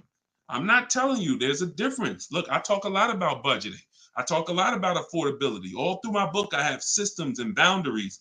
The rule of 72 and the 10th birthday, how long of a loan you take, how much, when should the car be paid off? That's all in my book. You can get it 75% off, or you can watch my videos. I'm going to always teach it. But if you want it all in one place right here, get the book, 75% off. It's in my TikTok or Instagram bio. But that's what we got to know. We got to know if we're going to use leverage and use the bank's money, there are extremes of leverage. There is over leverage. And we cannot be over leveraged. That means we're taking a loan that's too much, too long, we just want to borrow to try to afford a car. And you see this a lot with older cars, people buying luxury cars that they really can't afford because, brand new, the car is 80 grand. But if they get a 10-year-old one and they get a 5-year loan, now they're in a 2013 AMG Mercedes with 90,000 miles on it. So that's the opposite extreme. Using leverage and loans to buy things we can't afford. But then the other opposite extreme is paying cash when we don't have to. Finding that balance between getting the car we want, getting the best car we can afford, because you said, hey, I'm trying to find a car for 15 grand. I can't find it. They want me to spend 20, 25. Well, the name of the game is you better learn how to find if there's any cars out there for 15, you better learn how to find them. And you look everywhere, you look over all the marketplaces. And before you raise your budget up to 2025, we have something we do called the perfect budget. You got to go to 17 first. You don't go from 15 to 2025. You go from 15 to 17. See if I can find anything good for 17. Oh, I can't. All right, now I go to 19. And I have this calculator that's going to help you guys inside the book. It's called the Perfect Budget Calculator. You put in the money you have, you put in what you want your payment to be. It's going to tell you how much car you can buy. You put in your state, so we could have. How many times y'all walk in, right? And you're like, man, I want to spend 25 grand on a car, but you forgot to factor in taxes and the fees. How many times does that happen? Type ouch if you've ever dealt with that. Let's be willing to be honest. You had a budget in your mind. This is what I want my monthly payment to be. This is what I want to spend on the car. Next thing you know, you're a little over that budget, or sometimes a lot over that budget, and you're leaving like, all right, I see you, 919 Mike. Thank you. I see you, Mika Larkin. Shout out to everybody willing to be honest. See, in order for us to really make sure we don't make these mistakes, we got to be honest of the fact we've made them. So that's what we want to do. We want a budgeting system that tells us when we can. You spend any more than this, and you're going to be over your budget. You said you want a payment of $400 a month. That means you said you only got $1,000 to put down, or nothing to put down. Or here's what you can spend on a car. And when you use this perfect budget calculator, you're going to never go over budget. Because honestly, y'all, we don't want to be anywhere near our top of our budget. We want to be shopping under our budget. That's where I want y'all, under your budget. That's why I said if your budget was 15 and then your max might be 20, 25 with a loan, all right, we got to go from 15 to 17, to 17.5 to 18. We don't just jump to 2025. But we need a methodical system to do that, to help us do that. How do I get out of an upside down lease? Jose, you can only sell out of it. That's all you could do. You could sell out of it. If you, no matter what, y'all, who's in a car that they want to replace and they think they're upside down? They may have some negative equity. This is all in the book. I would really like y'all, the reason why I'm doing the 75% off, couple reasons. The book just officially came out. But I really want y'all not having to remember this. Yes, this live rebroadcast is going to be syndicated. So no matter when you're watching it, the information is going to be valuable and applicable. But I really want y'all to have the book so that you can actually reference the information over and over again. Thank you, B-Bad. Thank you for this info. Thank you, SJF Racing. So, all right. Yes, 25 goes to 30 real fast. Let me show y'all something, and then we'll continue. This is where we are right now on Goodreads.com. We're rated 4.94. We've already received 27 reviews, 31 ratings, and the book hasn't been out yet. So if you go to Goodreads.com, if you're on YouTube, if you're on Facebook, you can see what I'm posting. But I'm sharing the fact we're already rated 4.94, 31 ratings, and the book hasn't come out yet. So now that it's officially out, I really want y'all to have it. And so make sure you take advantage. Get your 75% off. It's normally $97, but while you're watching here, it's 75% off. Everything I teach is in there in one place, so you don't have to remember it. All right. If you have let's talk to the people who are in an upside down lease or upside down loan. First of all, we don't want to be there. I'm gonna tell y'all why. If you're in an upside down lease, that means you didn't pick your mileage correctly. That means something happened, because with a lease, you have to have predictable miles.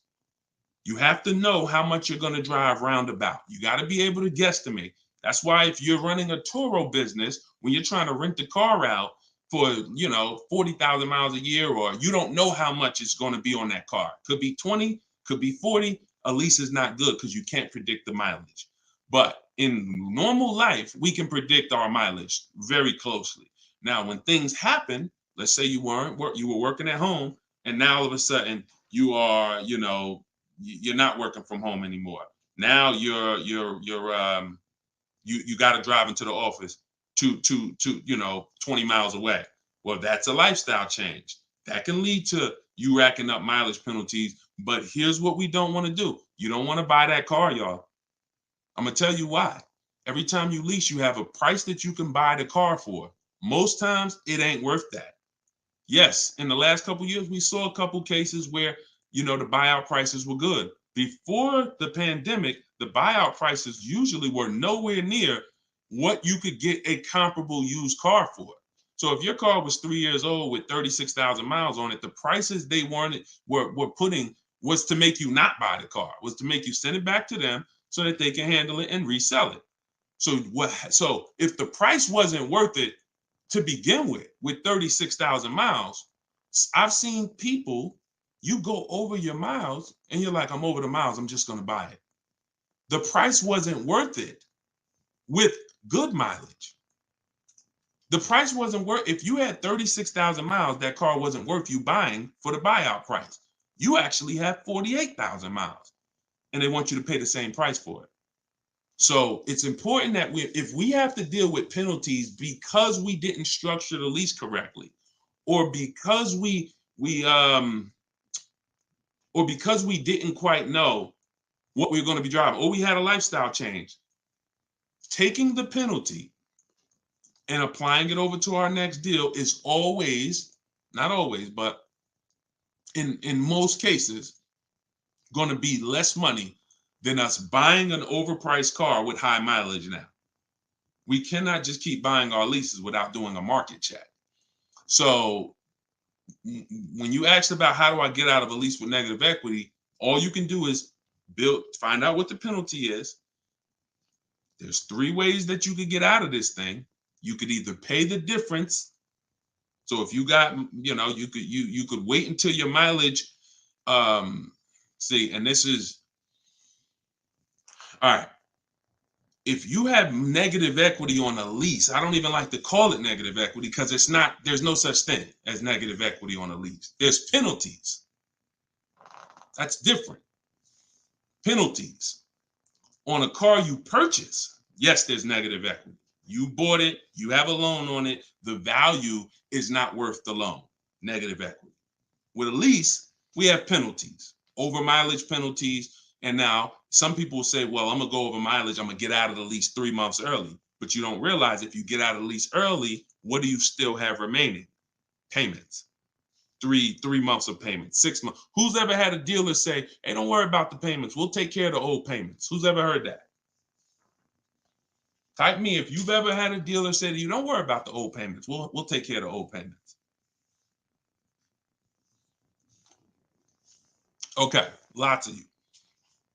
The problem with that is the payments don't disappear.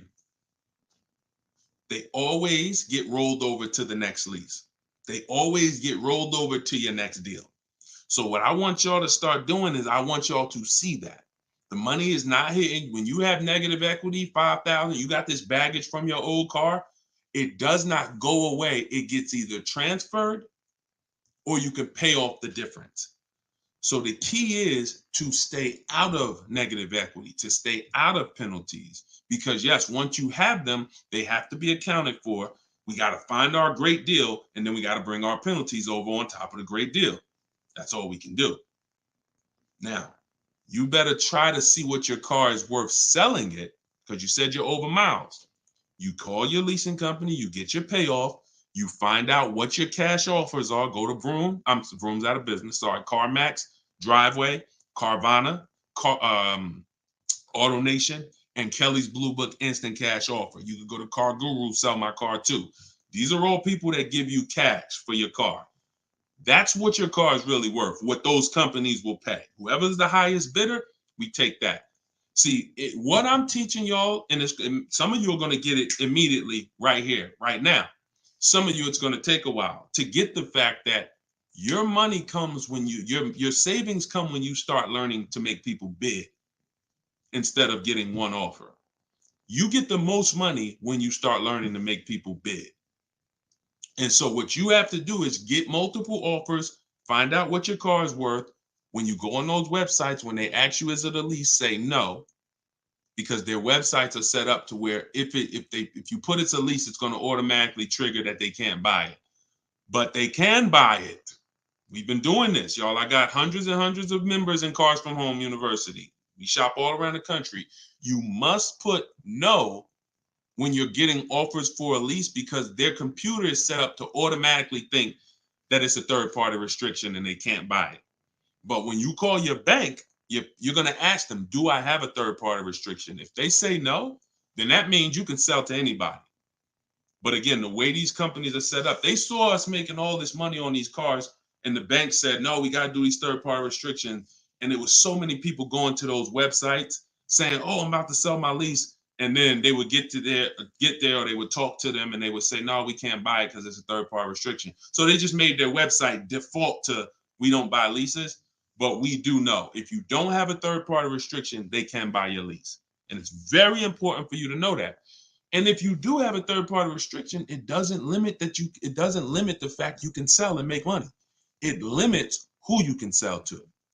When you have a third-party restriction, they say what they're saying is you can only sell your car to a dealer that makes the same brand. You cannot sell to a third-party, Carvana, Driveway. You can't sell to them directly. You can only sell to a dealer. So what does that mean? I see y'all lighting up the likes on TikTok. Can y'all keep tapping the screen? Let's keep those likes going up. I see it. I appreciate it. And thank you to everybody sharing. So when you are, I just got off my point, but I know it was about selling. So multiple offers, y'all. This is all in the book, Car Shopping for People That Hate Car Shopping. Who has their copy? Who got their copy? We'll continue. We got some more time. We're going to keep doing Q&A, but who got their copy of the book already? Who got their 75% off? I really want y'all using this. The book is affordable for everybody. Everybody. All right, especially at 75. Now it should show, make sure it's not showing the $97 price. That's the normal price. I see you, 5150. Okay. All right, I see you, Jimbo. Okay. Okay, I see you, Diane. I appreciate you. Okay, and I want y'all to use it. Don't read it, use it. That is like literally it's an action guide. That ain't a book you read and then you have a bunch of things you got to remember. I'm walking you through the process step by step. And again, everything I teach is in my videos. So I don't hold back in my videos, but I do want y'all to have access to all the information in one place.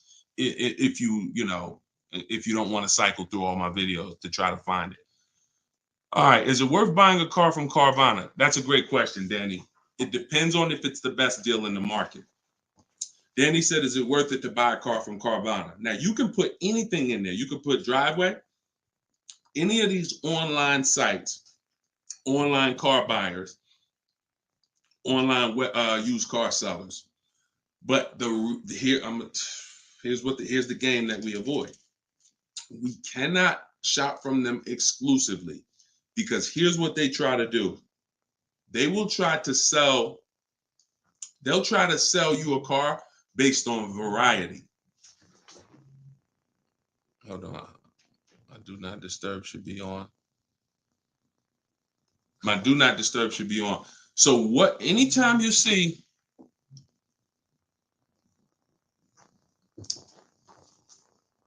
hold on one second.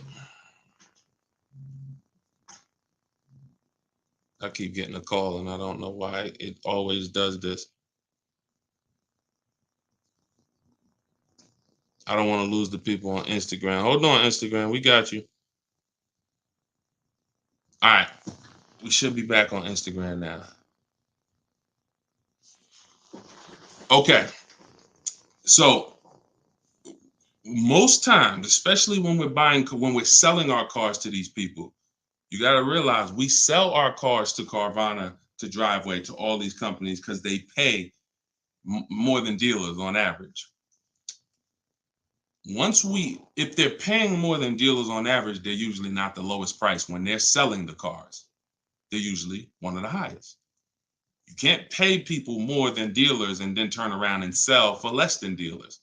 That could be part of the reason why Vroom went out of business. But Whenever we shop for a pre-owned car, Carvana is always on the list. Whenever we shop for a pre-owned car, CarMax is always on the list. Driveway is always on the list. Why? Because we shop everywhere there's a used car. You may have been trained to shop local with used cars or to shop I only go to Car Gurus. Then you're missing the stuff that's on cars.com. You're missing the stuff that's on carfax.com. You're missing the stuff that's on Driveway. You're missing the stuff that's on CarMax. So we got it just the same way. If we were buying a baby stroller, we're gonna go to Walmart, right? .com. We're gonna go to Amazon, right? We're going everywhere, right? That's the same way we got to be when we're shopping for used car. Carvana is just one marketplace, and unfortunately, there are people who shop from them exclusively because they're like, "Oh, I just love Carvana. I don't have to go into the dealer," and they don't realize that one, you can buy, what I teach you won't be in a dealer more than 30 minutes, and also, if I'm not checking their prices, I'm gonna overpay, and I'll literally have I didn't have to go to a dealer, but I got a car in my driveway that I could have got for $5,000 less if I just shopped around the right way. I did just mention Auto Trader. Auto Trader's on our list, Alex. Auto Trader is one of our marketplaces. It's one of the marketplaces we shop on. It's just like a Walmart. It's just like a Amazon.com. Auto Trader is a big one. We definitely don't skip any used car marketplace. Now, we don't use Auto Tempest because Auto Tempest pulls and aggregates some data from other people's websites. They're not their own marketplace, so they can't get all the data. So that's why I don't use them. We just go direct to the marketplaces themselves because no company has the rights to market everyone's product. And so as long as no company has the right to market everyone's products, the only way we're going to see all the product is by being on all the marketplaces. But I'll show you how to do this quick. This shouldn't take you more. Look, y'all, this is going to sound crazy, but it shouldn't take you more than 60 minutes, 90 minutes to get your best deal on a car. No, 90 tops. Tops. Not only do I want y'all saving thousands, I want y'all to save time. Deciding what you want, shopping, test driving, that takes time. That's fun. Getting the deal, that should not take you more than 60 to 90 minutes when you learn how to get bids. Okay. And the more you stick around, the more you use what I teach, you're going to make deals and save more money in like less time. I don't want to spend more than 60, 90 minutes getting my car deal, and I don't. All right. Ivan said, planning to get a new car ASAP. What are the steps to prepare that you would suggest? Well, first thing is to know whether you're buying or leasing. Let's go into this game. All right, let's go into this game. Thanks for reminding me. Now this is a game that I've done this on in some master classes. This is also in Cars from Home University, my video library. So what I want to show y'all is this game I like to call Who's Winning. Okay? This is why. Now listen, we get ready to make some people mad at some people. I don't want y'all to get mad, but once y'all see this, y'all are going to be mad at some people who taught y'all bad information about leasing, and it's cost y'all money. This is always step one. Now I'm getting calls from Facebook. How could this is so weird. I don't get how the heck I have my phone on do not disturb and I'm still getting calls. That is so weird to me. Got to figure that out. So bear with us, Instagram. Instagram is always the one that has to bear with us, but all right. So this is what we're doing here. And look, go to YouTube or go to Facebook and watch the rebroadcast. Rob Rue said, where do I purchase the book? Everybody who wants to purchase the book and get the 75% off, if you're on Instagram or TikTok, go to my bio, click the picture of me, go to my bio, you'll see a link, and then you'll see 75% off. Grab it. You won't even leave the broadcast, so you don't have to worry. You'll be right here. You'll still be able to hear me. And then if you're on YouTube, or you could go to deshonsbook.com. If you're on Facebook, go to Deshon's Book, or you can scan the QR code. So what we're about to do, I want y'all to I'm going to ask y'all a question. We're going to go down the road and we're going to compare two different people here. People who buy a car and people who lease. This is step one. Before you think about how much you're getting how much you're going to pay, your budget, any of the things, do I have down payment? Before we think about any of that, I want y'all to know what the most important question is. That's leasing versus buying. So on this screen, I'm comparing a person who leases and got a brand new $40,000 Jeep Grand Cherokee 2024. Now, I want y'all to look at this if you're on Facebook and Instagram. If you're on Facebook or YouTube. This person with a good lease deal is paying $500 a month.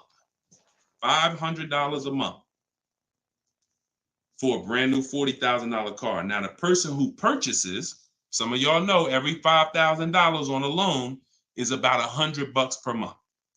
So if you're looking at a $40,000 car, you're looking at about $800 per month on a 5-year loan. Now, I got this person in here on a 6-year loan at $675 a month. That's how much this car costs. 6-year loan, 3.99%. $675 per month. Let me ask y'all a question. Looking at this screen, who's winning so far? Two people drive off the lot in a brand new Jeep Grand Cherokee. They have the exact same vehicle. One is white, one is gray. One person's paying $500 a month. They're leasing it.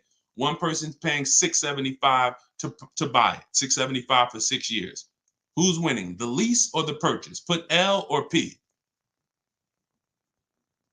We're just talking about, literally, we just drove off the dealership.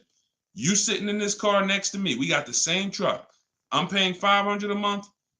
You purchased it. You're paying $675. Who's winning? The lease. Exactly. If you're saying purchase, you're missing it. You and me are in the same car. I'm leasing the same car as you for $500 a month. You're paying $675 a month. Same exact car. Who's winning? Exactly. See, Rob, and these are the things where we can't look. There is no, the purchaser is not winning. It's not, no, it depends. We have to go straight up. We have to go straight up by the numbers. See, that's where we lose at. We lose with all of this subjective, oh, well, it depends on how we look at it. No. You're driving a 2024 Jeep Grand Cherokee. I'm driving the same vehicle as you. I lease it, and every month $500 comes out of my household. Every month $675 comes out of your household. We have the same exact car. Who's winning? The lease. Exactly. That's what we got. We're going to go down the road. And listen, go subscribe to YouTube. Watch we're going to syndicate these episodes. So you might be watching the syndication. It doesn't change the value. I want you to see that $500 a month coming out of someone's household is $175 less than $675. So the person who leased so far is $175 per month richer. Every month, the person who's leasing over here is $175 per month richer. Now let's go to the next slide. Now, 3 years later, person wants to buy. Now, here's the thing about the purchase.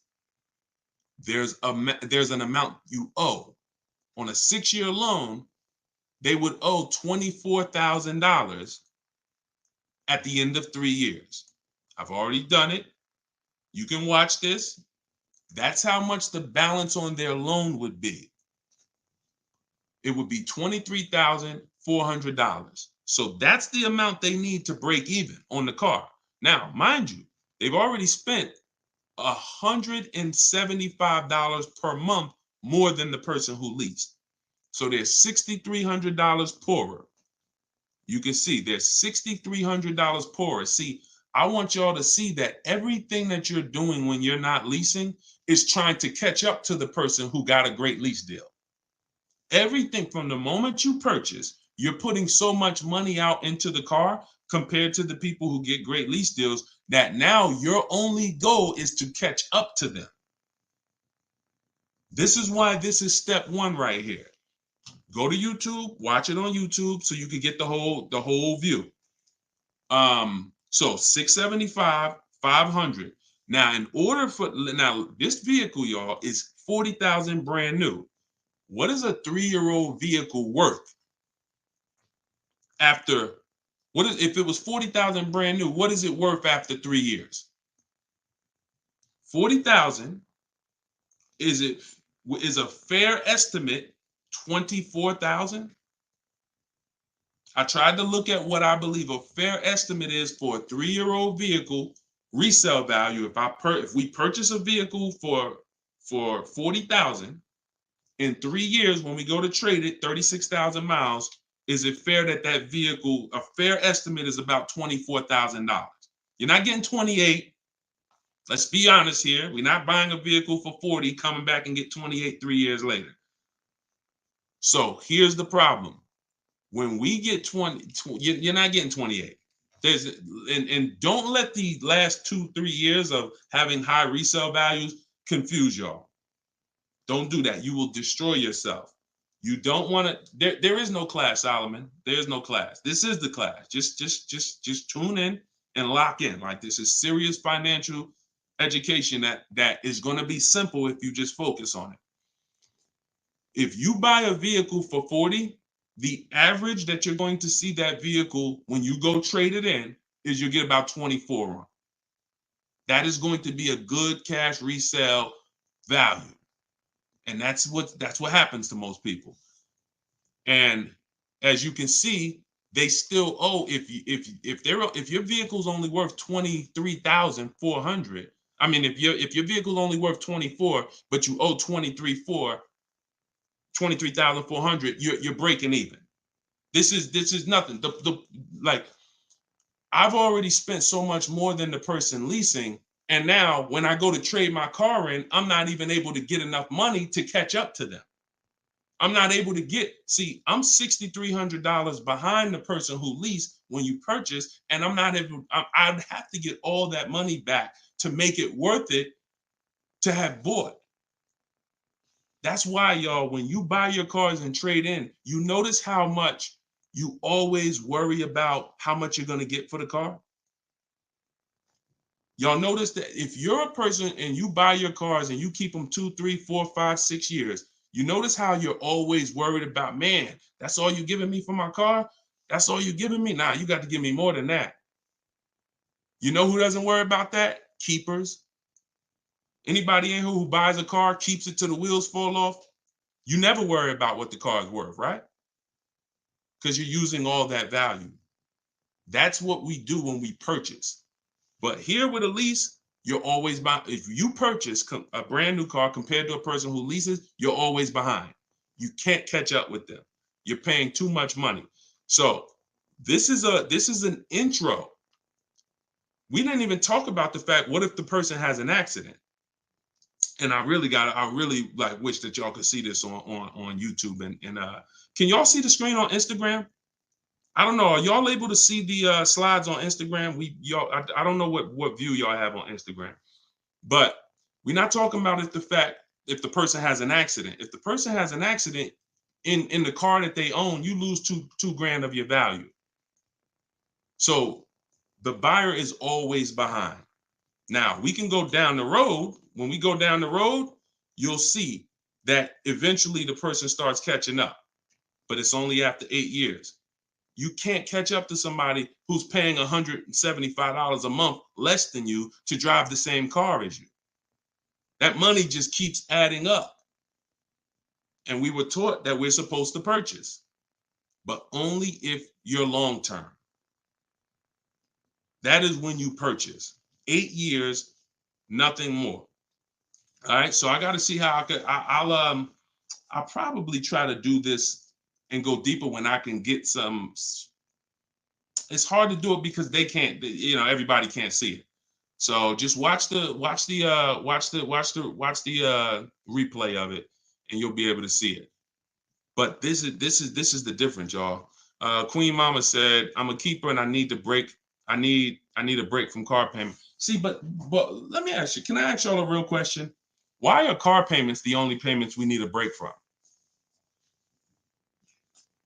Let me ask y'all a very real question, because car payments we need a break from, but we're okay with cell phone payments. We're okay with insurance payments. We're okay with car insurance payments. We're okay with, this is like a cost of living. And I don't have a problem when it comes to financially, I want to pay cash for a car, and I'm just going to keep my debt down, and I'm going to make sure that, the interest rates are high right now, so I'm not going to look to borrow. I'm just going to pay cash. That's fine. Paying cash as a savvy move is like, the bank's money is too expensive. I'm not investing, I'm not investing my money in anything. I'm just going to pay cash. But why are car payments the only ones it's the only payment we look and say, well, I want to avoid that. We don't do it with houses. We don't do it with anything else in life. And sometimes it makes us get a bad car because we like, oh, I'm just going to save up $8,000. I'm just going to say. Meanwhile, if we knew how to properly structure our deals, we can get the best car for our budget, under our budget. Because y'all know all cash is saved up payments, right? All people be like, oh, I'm going to pay cash. If you save up $20,000, that's just a bunch of saved up payments. Yeah, she said, I'm tired of house payments too. I understand. And again, if we have the cash and we can go and we can look, I'm going to teach you how to pay cash for cars if it makes sense. And if you have cash, that's great. We got to make sure we get the best price on the car. But at the same time, you need to know when it doesn't make sense to pay cash. If they're doing 0% financing on the car you want, why wouldn't we use the bank's money at 0% and let our money continue to make money, or continue to keep our cash free? So again, because there's nothing to justify it. There's nothing to make it make sense. Oh, I don't want car payments. I don't want any of the payments that I have in my life. But my goal is to get the best, the best out of what I'm paying for. But yeah, it's a lot that goes into it. You got to make sure that those that's why, y'all, we got to shop below our budget. I need a break from rent. Yeah, we got to shop below our budget. Look, when we let people talk us into cars that are above our payments goals, that are above our monthly expense goals, oh, now we get tired of them. But if your monthly budget was $500 and you went in and you left with a great car at $450, $425, you ain't really tired of that payment. You're tired of the payment, right? Like, you're tired of the payment that's $700 when you really didn't want to go above $650. Now you're like, dad, I'm paying $700 for this car. Dad, I'm getting tired of this. When you're under, you don't get tired when you're under your budget. You get what I'm saying? Does that make sense? Type I don't know, $, if that makes sense. We only get tired of payments when they're over our budget. When they're comfortably within our budget, we're never tired of them. That's why we're fine. So, but we got to learn how to get the best cars for our budget, and that comes through multiple bids. You have no idea. And then it comes through leasing versus buying, which is what we've been talking about in this initial thing.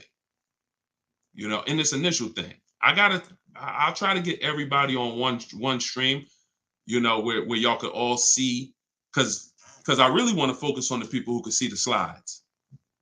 And, because I know I could engage with them because they can see the slides, and then, but it's people who can't. So that's all right. We'll continue to adjust. But you got to know, believe me when I tell you, thousands of people have learned that the biggest issue of affordability for the cars that they're driving was the fact that they didn't understand leasing. Leasing is going to get you 30, 40% more car for the same money when you learn how to get great lease deals. All day long. So it's people who driving a daggone $50,000 car, they got a $900, $1,000, $1,100 a month payment. at the same time as people driving $50,000 cars. And look, this their payment. I'm gonna show y'all something that's gonna blow your mind. You can't believe that this is a payment on a car. Right here, look, Greg. Greg is in our Facebook group. He's in our Cars from Home University program. He said, my first time posting here. His MSRP on his car that he got, it's a Kia EV6 Win with the tech package. $56,275 car, y'all. $56,000. That vehicle, if he went in there and said, I want to purchase that, you know, man, I'm not leasing nothing, you know, how much is it? That vehicle is $1,100 a month on its best day. 5-year loan, $1,100 a month. If he stretches out the loan 6 years, maybe it's $1,000 a month. I don't ever recommend you go above a 6-year loan. When we get into structuring our deal, y'all gonna hear me talk about the rule of 72, 10th birthday. We don't ever want to go above a 6-year loan. It's very risky, and it's a sign of affordability. We can't afford the car. It's like a 40, 50-year mortgage. So the point is, if he walks in to get that car, he's leaving with $1,000 car payment. Same car. Look at what he got, y'all. Shopping multiple offers. The dealer that won the bid, his payment is $527 a month. $527 a month. He gave him first month's payment and he drove off. He said no other dealer came close. Some people may have shopped that car and said, Deshone, I was shopping a lease for that car. They was telling me it's $800 a month. Absolutely. That's normal because the overpriced dealers that we don't buy from are going to take their shots. But in order for us to see that, wait, this car is not really $800. The best deal on this car is $527. We have to shop multiple offers. Now, it's not always going to be that dramatic, but I promise y'all, when y'all shop multiple offers, it's going to blow your mind. The best deal to the worst deal is going to be $3,000 to $5,000 different. And you're going to see that some of the dealers that you've trusted the most, that you've been buying from, maybe your family been buying cars from them, some of them may be the ones to take the biggest shot at you. So you have to shop multiple offers. But how does, y'all see how there's no comparison to that deal Greg just got? $527 a month. Another person's driving the exact same vehicle paying $900. This is how, when y'all see these videos of that, people average car payment is $1,000. How? Because they don't understand leasing. They don't understand leasing. Once you understand leasing, you'll understand how these people are getting jammed up and how you may have gotten jammed up in a high car payment for a car that you might feel like, yo, I'm paying way too much money for this car. And then the opposite side is, if we are purchasing, we have to make sure we are getting the best price for the car and we are getting the best interest rate we can get.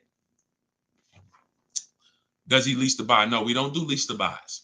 We don't mix the two. Leasing is its own benefit. That's a great question.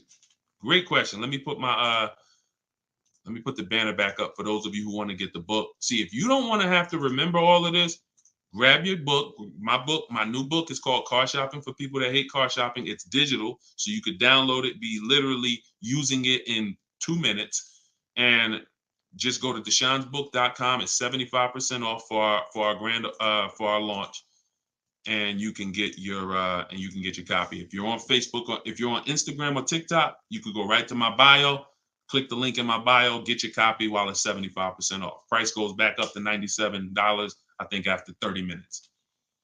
All right, so your payment is over $1,100 now, and look, that means your loan is probably somewhere around 60 grand or more. Depends on how much it depends on what your term was. So if your payment was $1,100 a month, on a 5-year term, that's a $60,000 loan. That's about a $5,500 loan on a 5-year term. So you want to look at other ways to acquire that car. Is there a way that I could have been in this car for less money? Now, watch this, Gigaware, because he's being honest. My payment's is $1,100. If you are buying that car and your intention is to keep it, and that means your intention is to keep it for 8+ years, you're going to pay off that car, and then you're going to just, start to once you don't have a car payment, you can start to catch up to the person who leased. because the person who leases is always going to have a payment. That's the downside about leasing. There is no opportunity for you to pay off the car, and you don't want to. Again, it's not like when you're not keeping cars long enough, you're getting great lease deals. It's not, the goal is not to pay off the car. The goal is to drive the most car I can for the least amount of money. That's the goal with a lease. The goal with a purchase is to now pay off the car and start to now keep the car long enough for the depreciation to cool off. Depreciation is the value that it loses every year. Thank you, Becky. Good to see you as well. Long time. Great to see you. So depreciation is the value the car loses every year. When you buy a brand new car, you lose 20% the first year. Then you lose 15%. Then you lose 15%. Then you lose 12%. Then you lose 10%. And as you keep the car longer, it gets to a point where you're only losing 5% or so a year. But you must keep that car long enough to get to that point. And what many of you have been taught to do, you may have been taught to, man, I buy my cars and then I'm replacing them in 3 years. I'm replacing them in 5 years. Now you know I'm replacing my cars when they're losing the most value. That's not when you want to replace a car. You now bought the car, it's losing value like crazy for the first 6, 7 years. Now, perfect. It's going to cool off now. It's paid off now. Now I can start to recoup some of all that money that I put into that car. But most people don't do that. You may have been taught, I just go and get another car and I start the process all over again. So not only are you never getting to benefit, not only are you always having a payment anyway, you're not getting the benefit from all the money that you're putting into these cars. You're never allowing the depreciation to cool off to where you got no car payment and you just got a car out there and you can stack some of this money up. It just happens all the time. It's an issue of not understanding leasing. Leasing is for short-term people less than 8 years. Purchasing is for long-term people more than 8 years. And don't worry, we'll continue to go deep on this. All in the book. So anyway, anybody who wants to really know this and have it all in one place so they can use it, if you're shopping for a car now or in the next 12 months, you need this stuff right now. You know, I got tons of videos all over all my Facebook pages. But if you want all the information in one spot, get your book at 75% off. Just make sure that it's not showing the $97 price. Whenever you click to the website, make sure it's showing the 75% off price. So you can purchase off the bank loan. I don't know what you mean by that, Skinner. Is it smart to lease and then buy it out? No, see, and again, that's a very common question. Yo, what's the benefit of that? I mean, somewhere along the lines, we heard about leasing to buy. We don't want to, you're only leasing because you don't want to buy the car. You're buying the car because you want to keep it and take care of it for the long run. I see you, Dr. Coop. Congratulations. She said, I got the book. Enjoy it. Use it. Don't read it. Use it. And, I really can't wait to hear your success story. There's no reason. Look, when I'm going into a lease, and you got to have this in your tool belt. Some of you, your children are not going to keep a car 8 years. You're going to need to set them up to get a great lease. Yeah, you might be a person who like Deshone. I just buy my car, man, I keep it 10 years. If that's you, type K for keeper. Most times, if you buy your cars, you keep them 10 years, type K in the comments for keeper. Thanks, Ambi. Said keep killing it. Appreciate you. If you are, the book is called Car Shopping for People That Hate Car Shopping.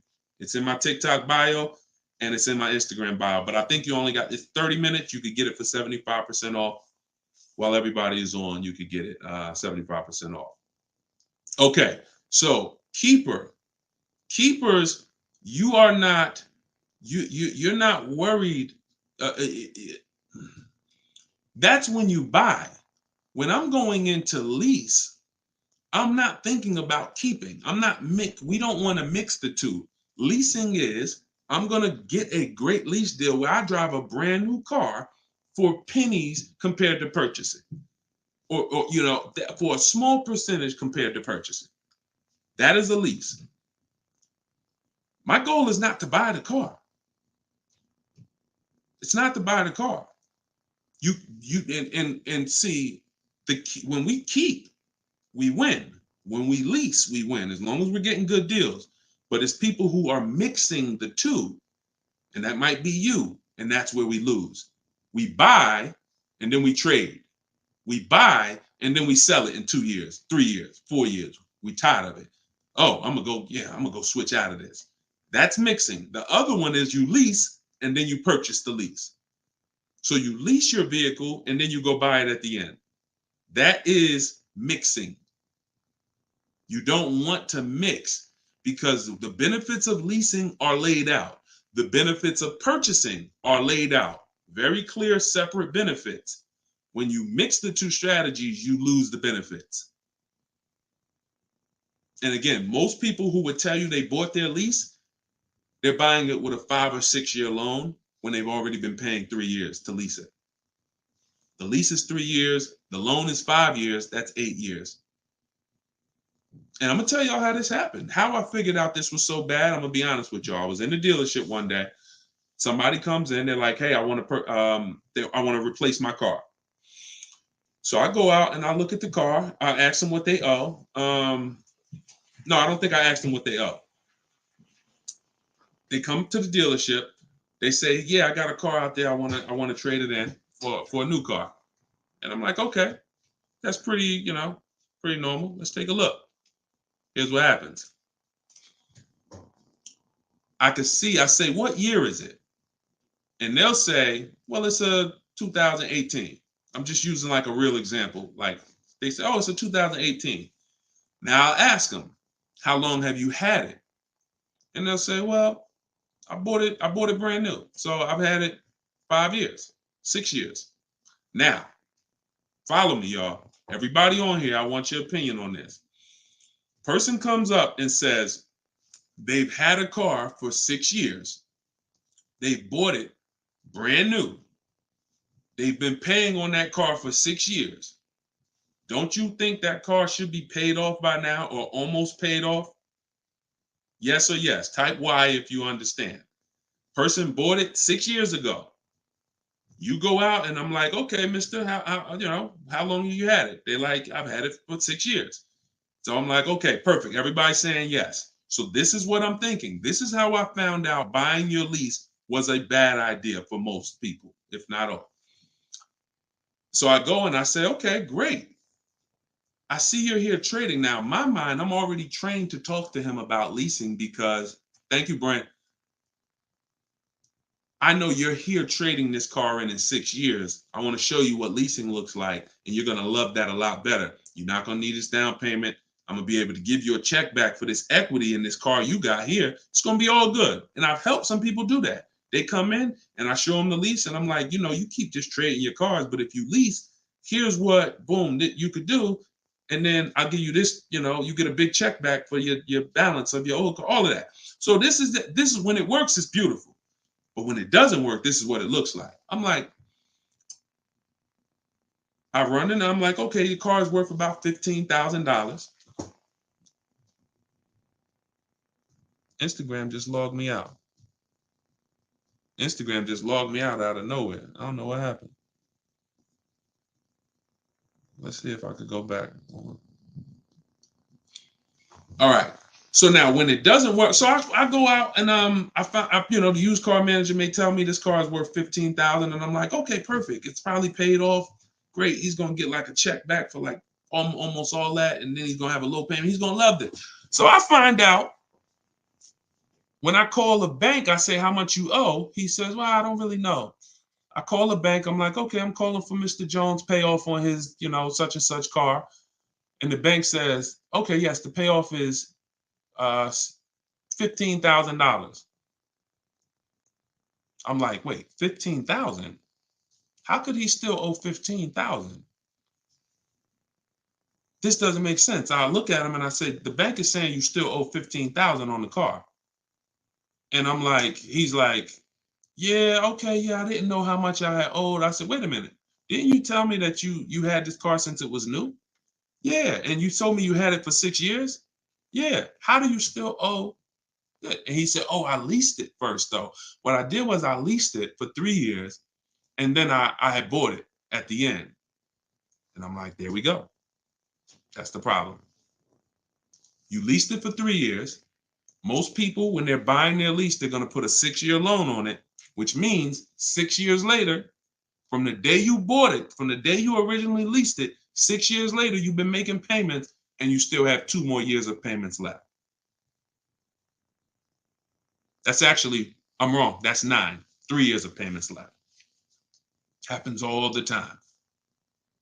So I literally, y'all, smart people on here, you'd never take a 9-year loan, right? Type never.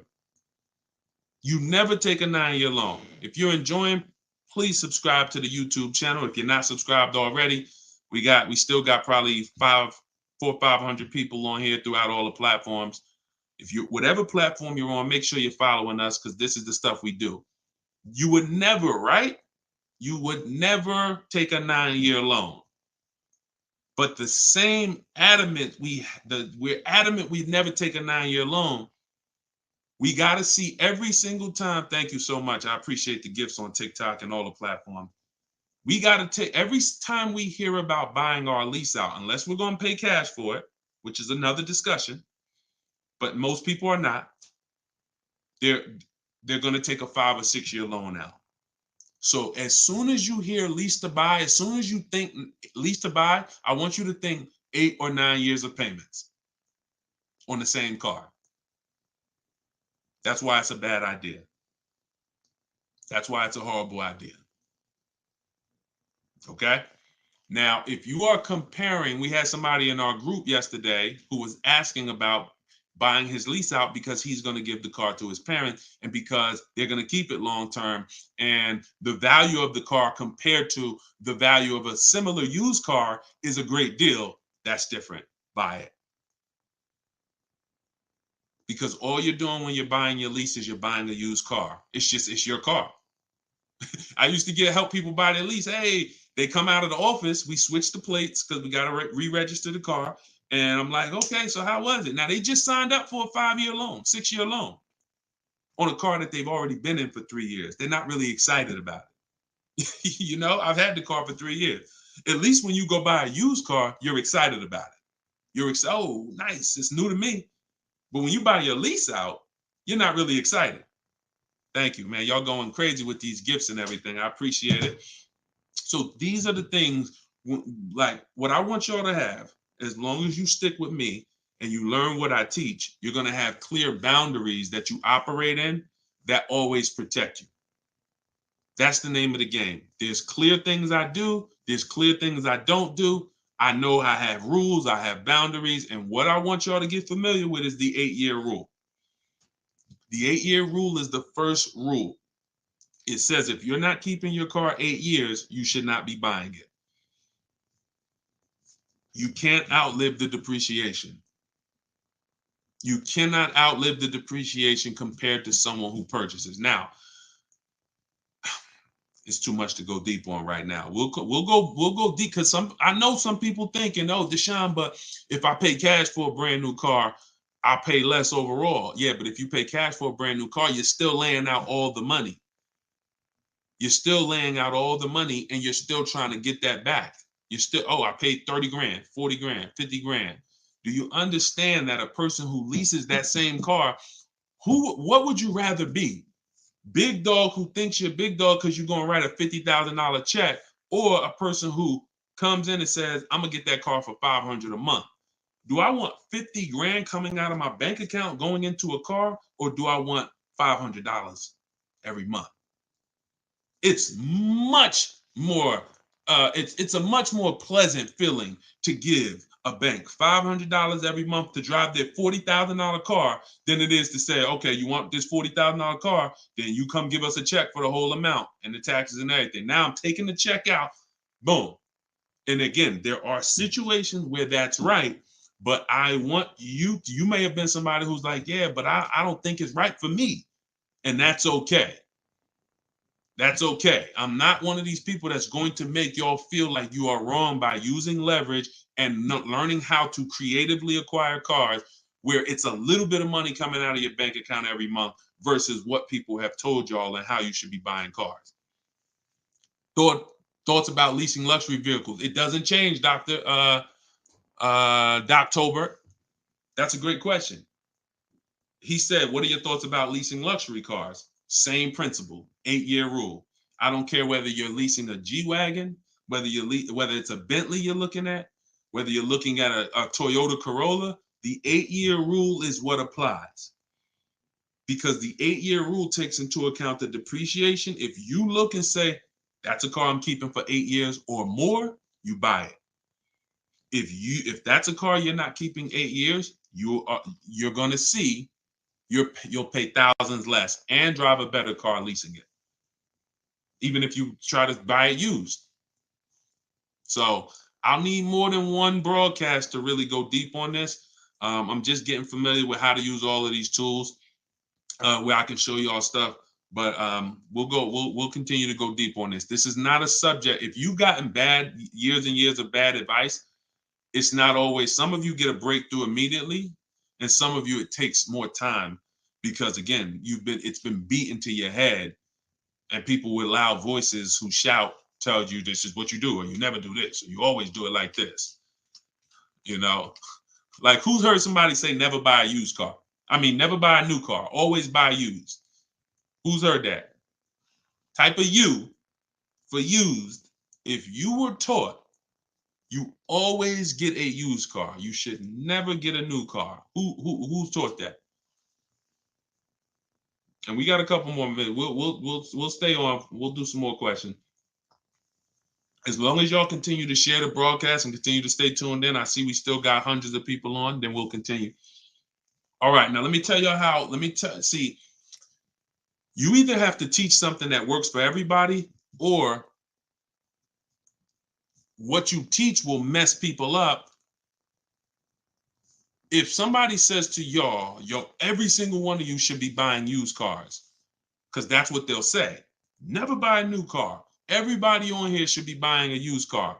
So that means you think everybody in the country should be buying used cars, right? Yeah, absolutely. Nobody should buy a new car. Nobody in this whole country should buy a new car. Like, no, always buy a used car. Okay, perfect. So let's just say if you had your wish, everybody in the country would be buying used cars, right? Because that'd be better for them, right? Yes, if I had my wish, everybody would be buying used cars. Then here's my question. How do they become used cars then? How do they become used cars if everyone is buying used cars? I want y'all to think about this. If you had your wish, you could snap your finger, Mr. Financial Advisor, whatever you teach. How could everyone buy used cars? It's impossible. The cars come in new. They don't just, so if everybody was buying used cars, what's happening to the new cars? They're just sitting there. And then, so that's not a practical solution. How do we acquire? Who should be buying brand new cars?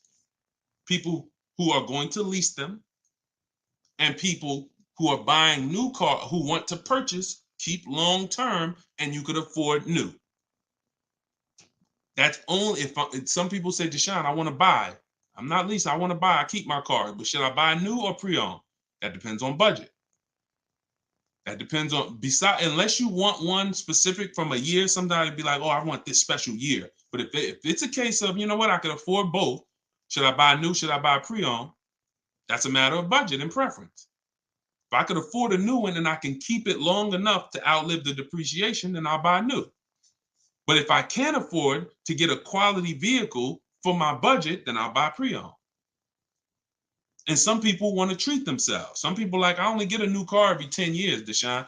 I'm going to get something new. That's fine. That's fine.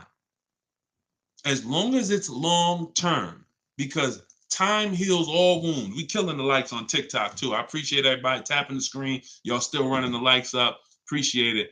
Shout out to the subscribers. If you haven't subscribed to us on YouTube yet, please, we invite you to subscribe. This is what we'll do. You'll get notifications of when we live, so you can make sure you tapped in. I see you, Barbara.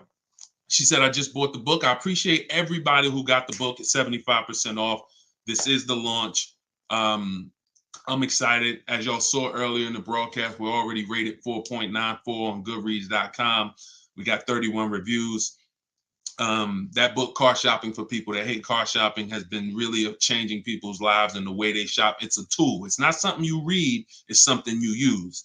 So get your copy at deshonesbook.com, 75% off, or you can scan the QR code, or if you're on Instagram or TikTok, just go to my bio. And as long as you're seeing this, you still should be able to get it at the 75% off price. And it's immediate download. So, and you'll see as you read it, there's a reason I had to make it a digital book. I couldn't print it because it links to videos, it links to docs, I got scripts that it links to. There's no way I would have been able to do it printing the book. And then also, sometimes I need to update stuff, like Vroom went out of business 2 months ago.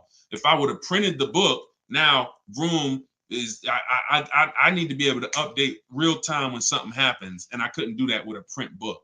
I didn't want thousands of print books out there and then something changes and now I got to tell people, oh no, you got to get volume 2 now. You know what I'm saying? Thanks, Angelina. All right, so Dr. Coop says, I have a paid off Toyota. I don't want to trade it. Should I have a down payment? You don't need, look, if you can find a deal on the vehicle you want below your budget with no down payment, then do it. You said you have a paid off Toyota. You don't want to trade it in. Now, here's what I ask people. You put the vehicle to use, because if you're going to go and get another vehicle, then you're going to be paying for that vehicle. You don't really want, the only people I recommend have an extra vehicle is if you're a high mileage driver. Who's a high mileage driver? You're driving over 20,000 miles a year. Over 20,000 a year, type HM for high mileage. These are the only people that it benefits you having a paid off car like this. So sometimes it's worth it to buy your car, pay off the first car. And here's what I like. All right, so we got a lot of high mileage drivers watching right now. So I have a strategy in the book, and what you'll hear me talk about is really 2 routes for high mileage drivers so that y'all can stop having all this negative equity when you come in to replace your vehicles. What typically happens with high mileage drivers, and the reason I suggest to them 2 cars, 1 car payment, is because they're putting so many miles on their vehicle, but your loan is a normal loan. Your loan is a 5-year loan or a 6-year loan. Those loans are made to go down for the normal or average driver. And even the average driver is going to have negative equity on these loans in the short term.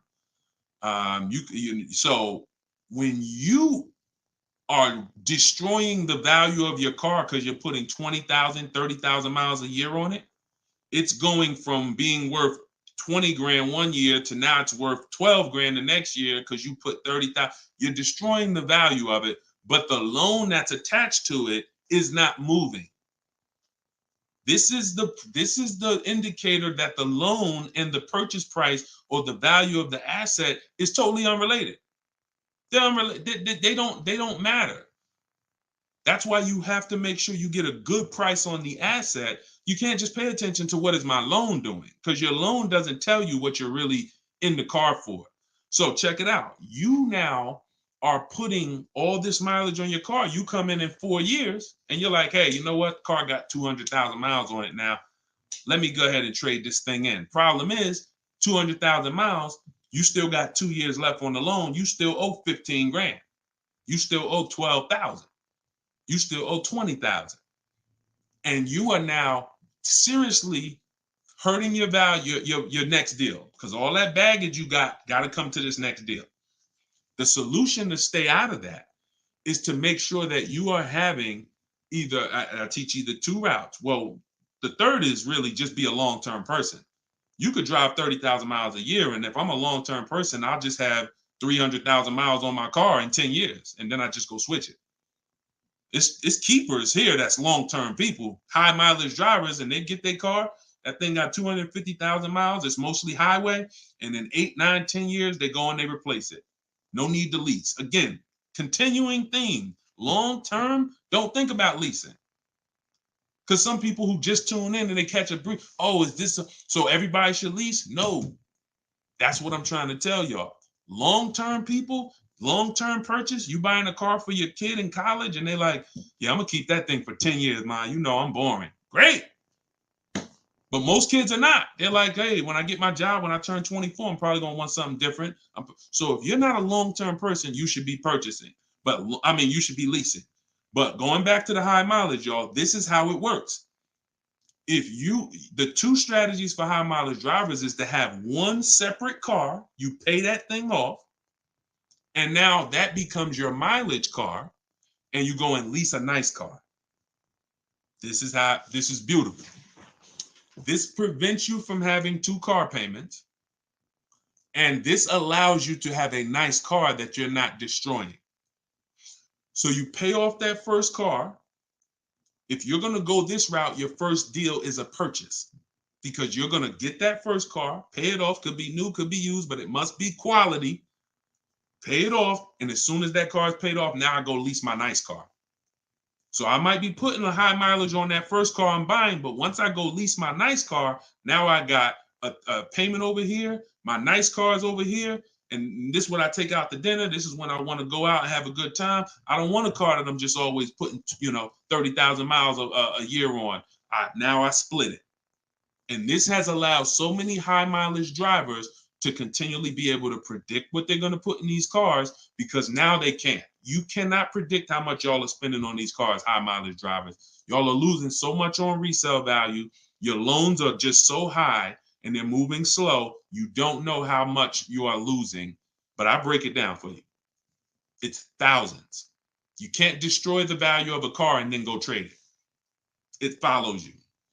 So that's one strategy. Second is a high mileage lease. Second is straight up.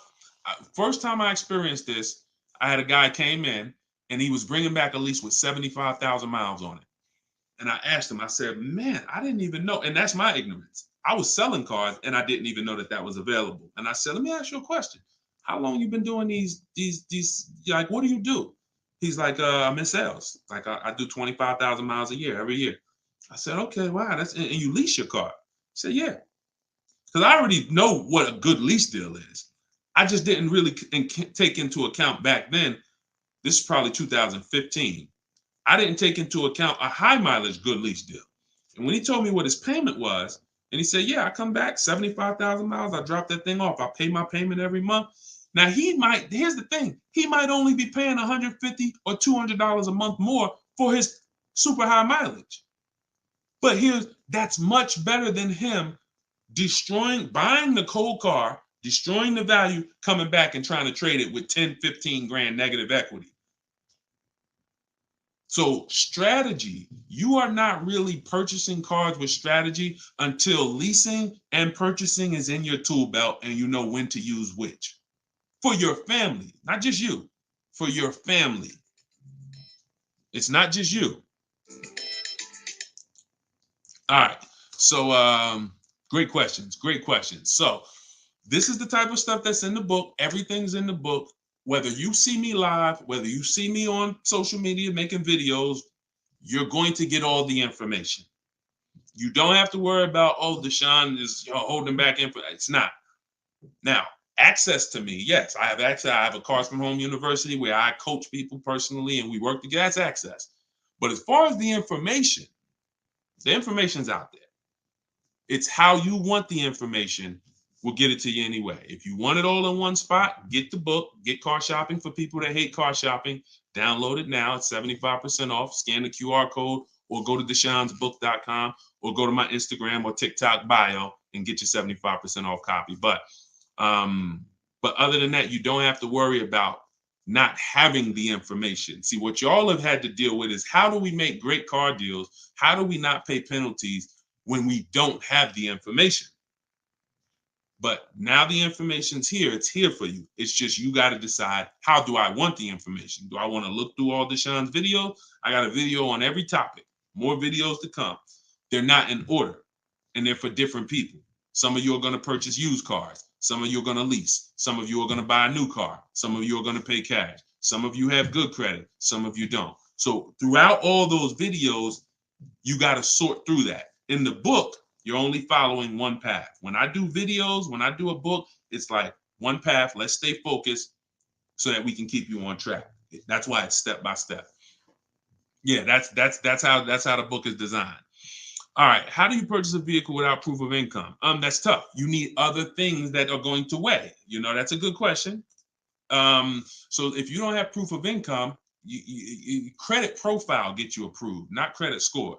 So proof of income is usually only required when you have a lower score or you have a new company, new business, and they need some type of way to, try to, make sure they're going to be all right recouping their money. How's the car going to be paid? So if I didn't have proof of income, then I got to work on credit.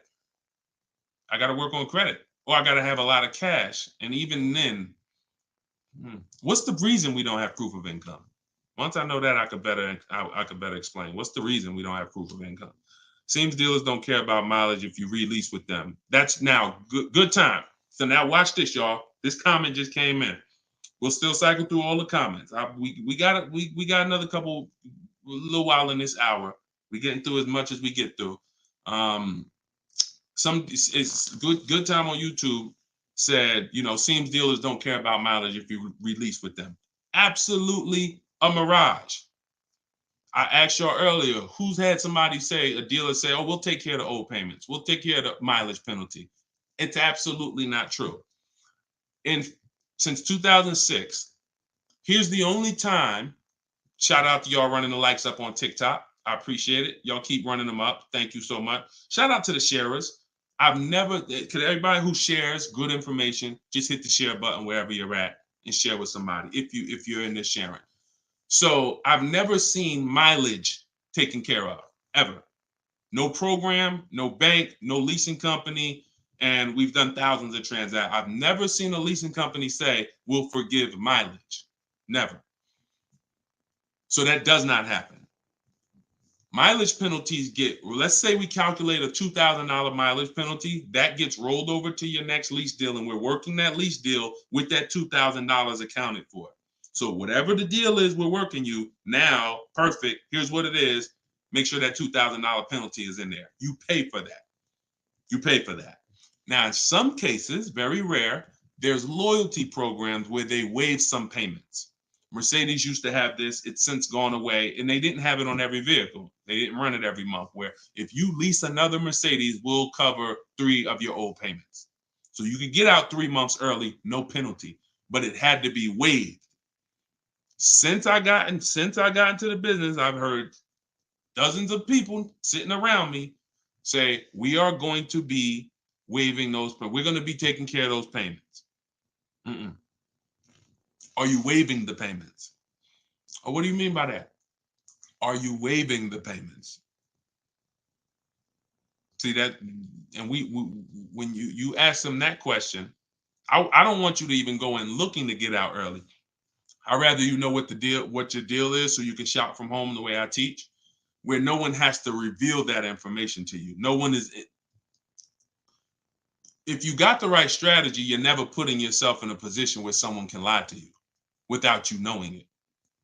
So if you go in the old way and you go into one dealer and say, hey, I'm looking to get my, new lease and I got like penalties, and they'll say, okay, we'll take care of it. That's putting yourself in position to be lied to. Oh, we took care of that. We built in the payment. Yeah, all the payments are taken care of. This is your new payment. When we shop, when we take control of our deal, that's not something someone's telling us. That's something we already know, because when we're over on mileage, we always want to see how much can we sell the car for. I was over mileage on my Jeep, sold it, still made money. There's plenty of people who go over on their mileage and can still sell their lease and make a lot of money. Even if they break even, they avoid the penalty. So first is always to do our equity assessment and see how much we can sell the car for. And if we can sell it, we avoid the penalty. And then we're choosing payments. Do we get out early? Do we make the payment? You see, when getting out of your lease early, unless you sell the vehicle, y'all, you can't get out of your lease early. You're breaking a contract. So I don't want y'all I don't want y'all using language or comfortable with language that cost you money, because you've heard people say this for years. Oh, I'm just going to get out of this. No, you're going to get out of it and you're going to pay penalties for that. So because they've taught us, or you've been taught, oh, you can get out, no problem. You call the dealership, hey, you know what, y'all? I bought so many cars from y'all. I know I'm supposed to keep this lease for how many years? It's supposed to be 3 years, Mrs. Johnson. Okay, yeah, but I think I'm ready for something new already. All right, well, when can you come in, Miss Johnson? See, they're never gonna say, just so you know, Miss Johnson, if you break the lease, the penalty is gonna be, pretty significant because you contracted for 3 years and now you're getting out. So we're gonna have to roll over probably about $3,000 or $4,000 to your new lease. So no, they'll just come in, get you in, and all right, here's your new payment, Miss Johnson. You don't realize that I'm paying $100 more for this car than I could have been paying if I just waited. But because you've been taught to be a payment shopper, it doesn't matter to you. But somebody who's financially savvy, who's like, man, I don't want that extra $100 coming out of my house for the same vehicle. You're not going to do this. So we cannot ever believe what dealers say about penalties, about, oh, we'll take care of that. We find out, can we sell our car to avoid the penalty? Or if I can't, I either got to pay the payments and get out earlier, or I'm going to stay in it and just take the mileage penalty. That's not a bad idea most times, y'all. Sometimes people will call and say, yo, I'm going over mileage. And I say, okay, well, based on how you're going over, you'll only be over by like 2,000 miles. That's only $500. Oh, I thought it was going to be more than that. Nah, you're going to be over by 2,000 miles. Just, wait till the end. And then we'll, when you get your new car, build that 500 into the deal. And that's it. Or just pay the $500.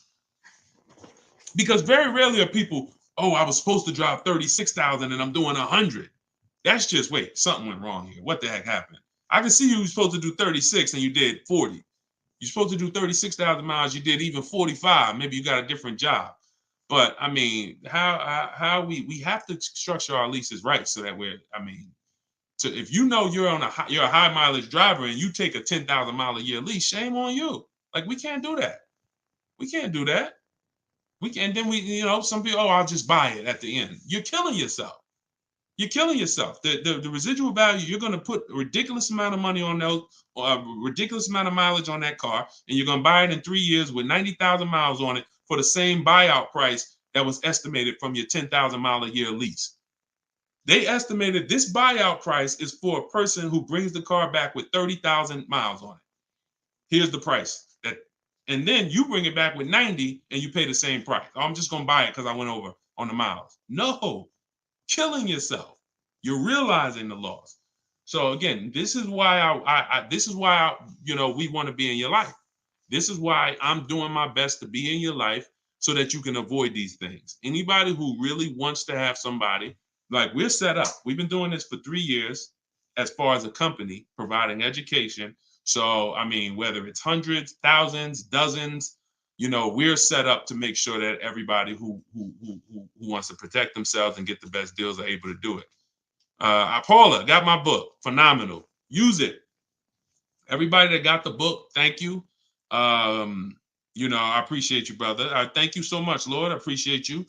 We're going to be doing these lives regularly. I think, this is the best format. I like to come and interact and really answer questions and really show y'all, why I want you to start treating cars, buying cars and leasing cars, getting cars like buying small houses.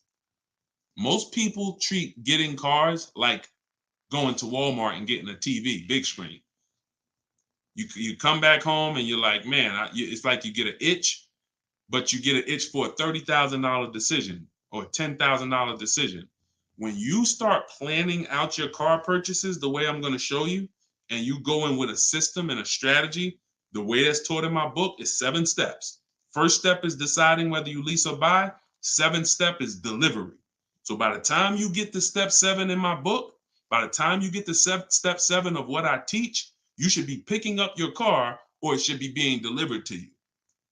So it's not about learning and reading and then, okay, Deshone, I just read everything. I just learned everything. I just watched all the videos. Now I'm ready to go get my car. No, we're going to you learn by doing.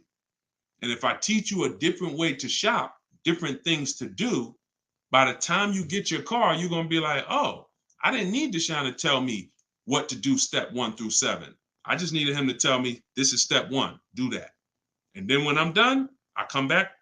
Okay, Deshone, I did step 1. What's step 2? Here's step 2. Do this now. Okay, perfect. Let me go on these websites, do step 2. Perfect. Just did step 2, Deshone. Perfect. Here's step 3. Do this. And we found that has been able to guarantee success for so many people. And that's how they're able to get the same deals that I get. Like this is this lady right here, this young lady, like Taupe. She got a BMW $54,000, $54,750 BMW, putting dealers against each other. She got it for $690 a month. She got the protection plan and raised it up. Her payment on that BMW. Now, mind you, if you can see on YouTube, if you can see on Facebook, you can see this slide. $690 a month. People are paying for that $54,000 BMW. People are paying $1,100 a month to go in and purchase that car.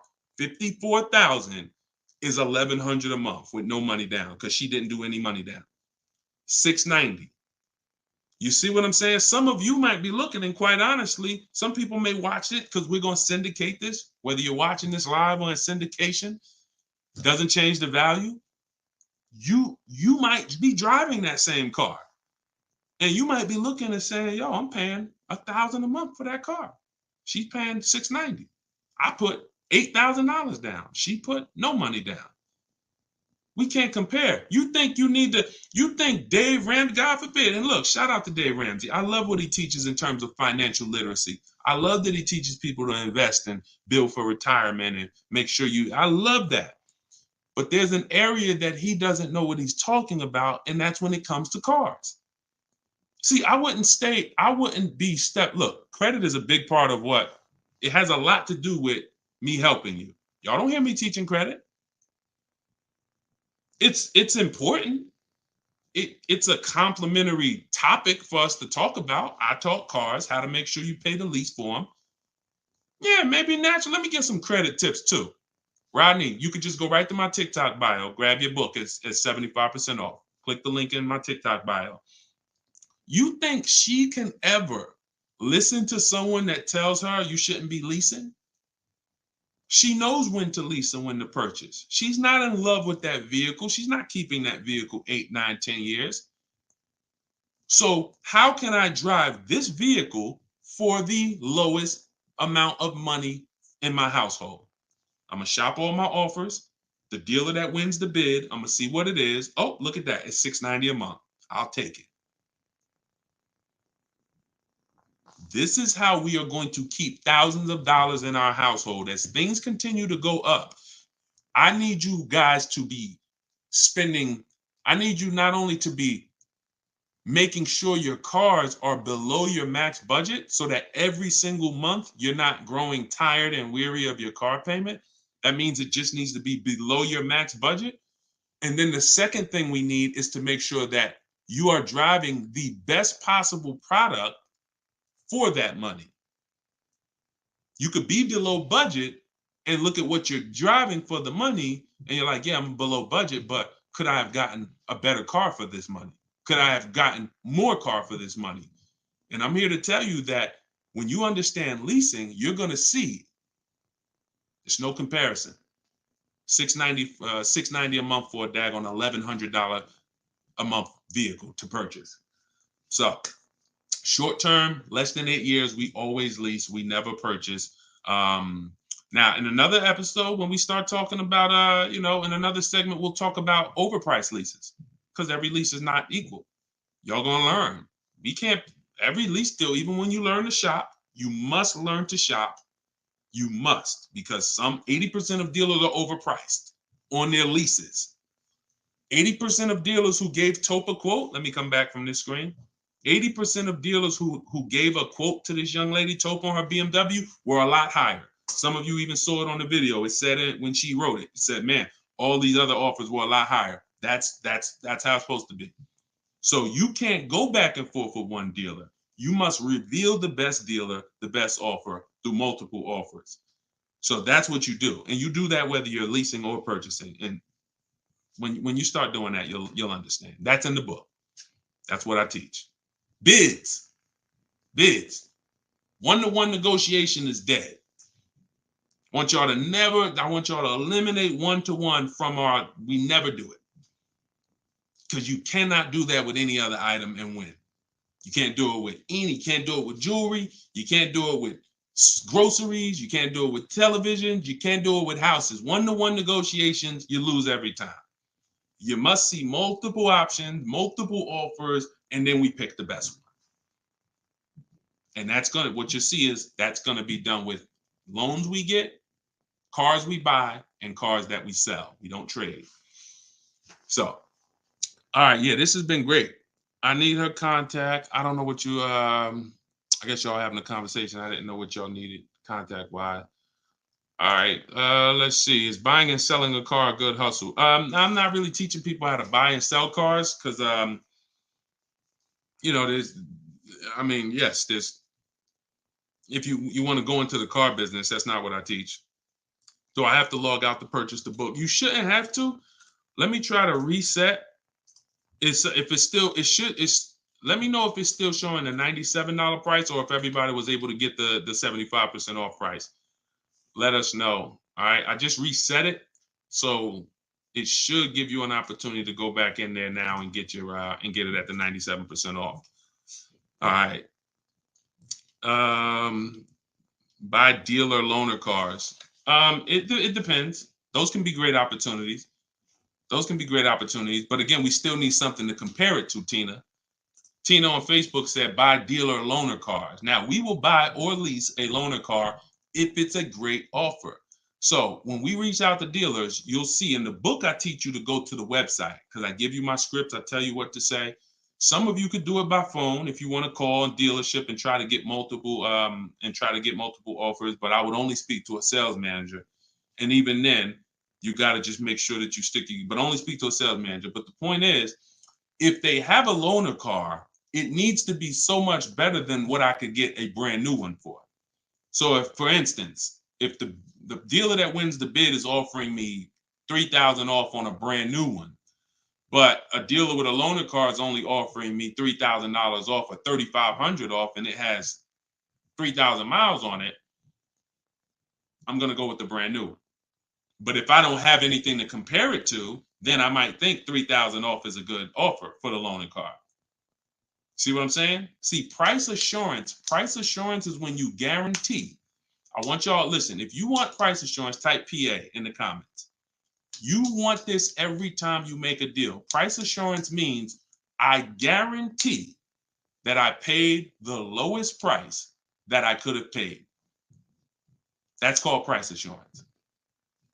I want you to understand, some of you have been, though, is that possible with cars? That's what I want you to move from now on. I never want you to make another car deal without price assurance. How do you get price assurance? Multiple offers. It's the same way you get price assurance when you're buying groceries, when you're buying, spaghetti sauce.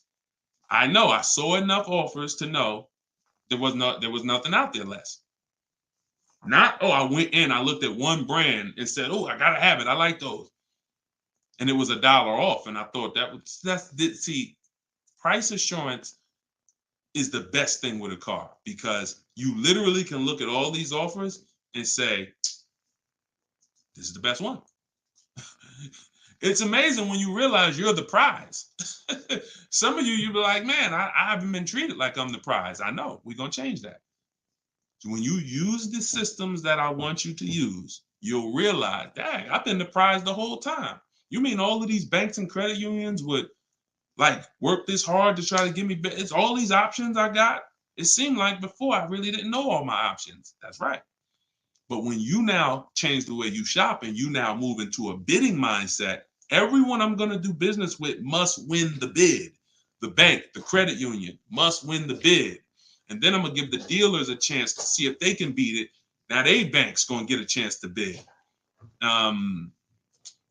Very soon we'll talk about how to do that without affecting your credit. I want to show y'all this bank bidding war process. We have a specific way we shop for loans, credit unions, banks. We let dealers access our credit, and it shows as one inquiry when it comes to affecting our score.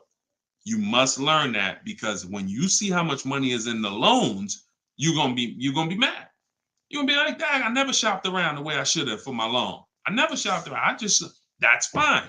No, there was no one to tell you. Now there is someone to tell you that if you have a $30,000 loan and the interest rate is 5.9, if you could have got 4.9, that'd have saved you $1,000.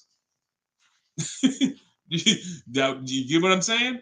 If you have a $50,000 loan, 1 point on the interest rate, say you $2,000. So we must imagine if you could get 2 points lower, say $4,000. So we are excited to try to get money off the car. We're going to be just as excited to make sure we're not giving that money in our loan. The banks are not loving us because we don't want the banks to like us. We want the banks to say, man, we barely making any money on this loan, but we'll take it. You don't want the bank to say, oh, every time they need a loan, they just come right to us. They love us. Give them 5.9. They don't ask no question. Give them 6.29. Give them 7.2. Whatever. They're not gonna shop. No, we don't want that. So, all right, y'all. So I will be back for another segment. These are the things we're gonna continue to do. We'll be live on all 4 platforms. We look to partner with more platforms in the future. So if there's a platform that y'all think we should be on streaming, let us know. Right now, we are,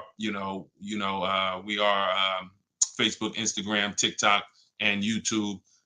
So it's been great. We had probably, consistently 400 or 500 people on here. And so if you want to get your book at 75% off, as long as the timer hasn't come down, you should click the TikTok bio. Name of the book is Car Shopping for People That Hate Car Shopping. If you Google it, you'll see it's already rated 4.94 on Goodreads. We have 31 reviews. So we're on our way to being a 5-star bestseller. And it's really the people using it. So I want you all to use it. Get it for 75% off. Normal price is $97. Download it immediately. Start to use it.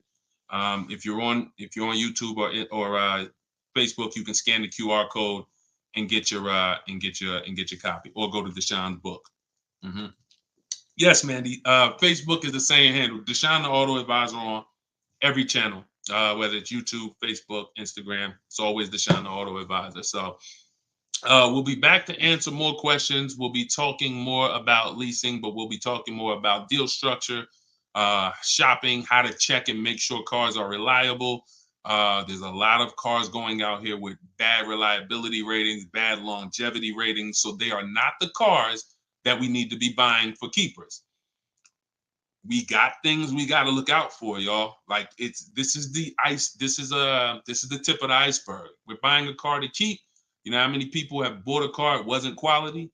We didn't check longevity. I thought I was going to keep it 8 years, 10 years, but car started giving me issues, transmission issues at 80,000 miles. I didn't know that. We got to make sure we're checking these things. We got to make sure we look into every, so we'll break this down step by step. I'll be going over my system, my 7-step system, and just going deep with pieces of it and answering you guys' questions. Borrow against your money in the bank. Yeah, that's fine. Whatever gets you the biggest net return, Tina. She said, I don't get loans. Borrow against your money in the bank. As long as, just whatever gets you the best net return. I'm just here to tell you that interest isn't the only loss on money.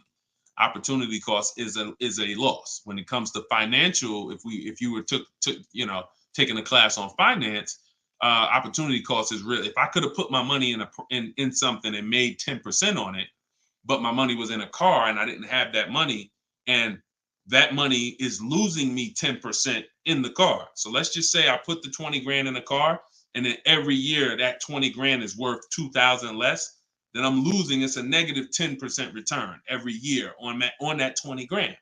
When I could have had that 20 grand somewhere getting me 10%, use the bank's money at 4%, and now I'm still at a net positive when it comes to, am I richer at the end of the year? Am I richer at the end of the month? So I just say that to say we've been taught when it comes to finance, we just talk interest. Oh, I don't want to pay interest. I don't want to pay interest. But I'm here to make sure everyone knows the total package of why people who don't pay cash for cars, who could afford to, who literally can write $100,000 check for anything they want, why they don't.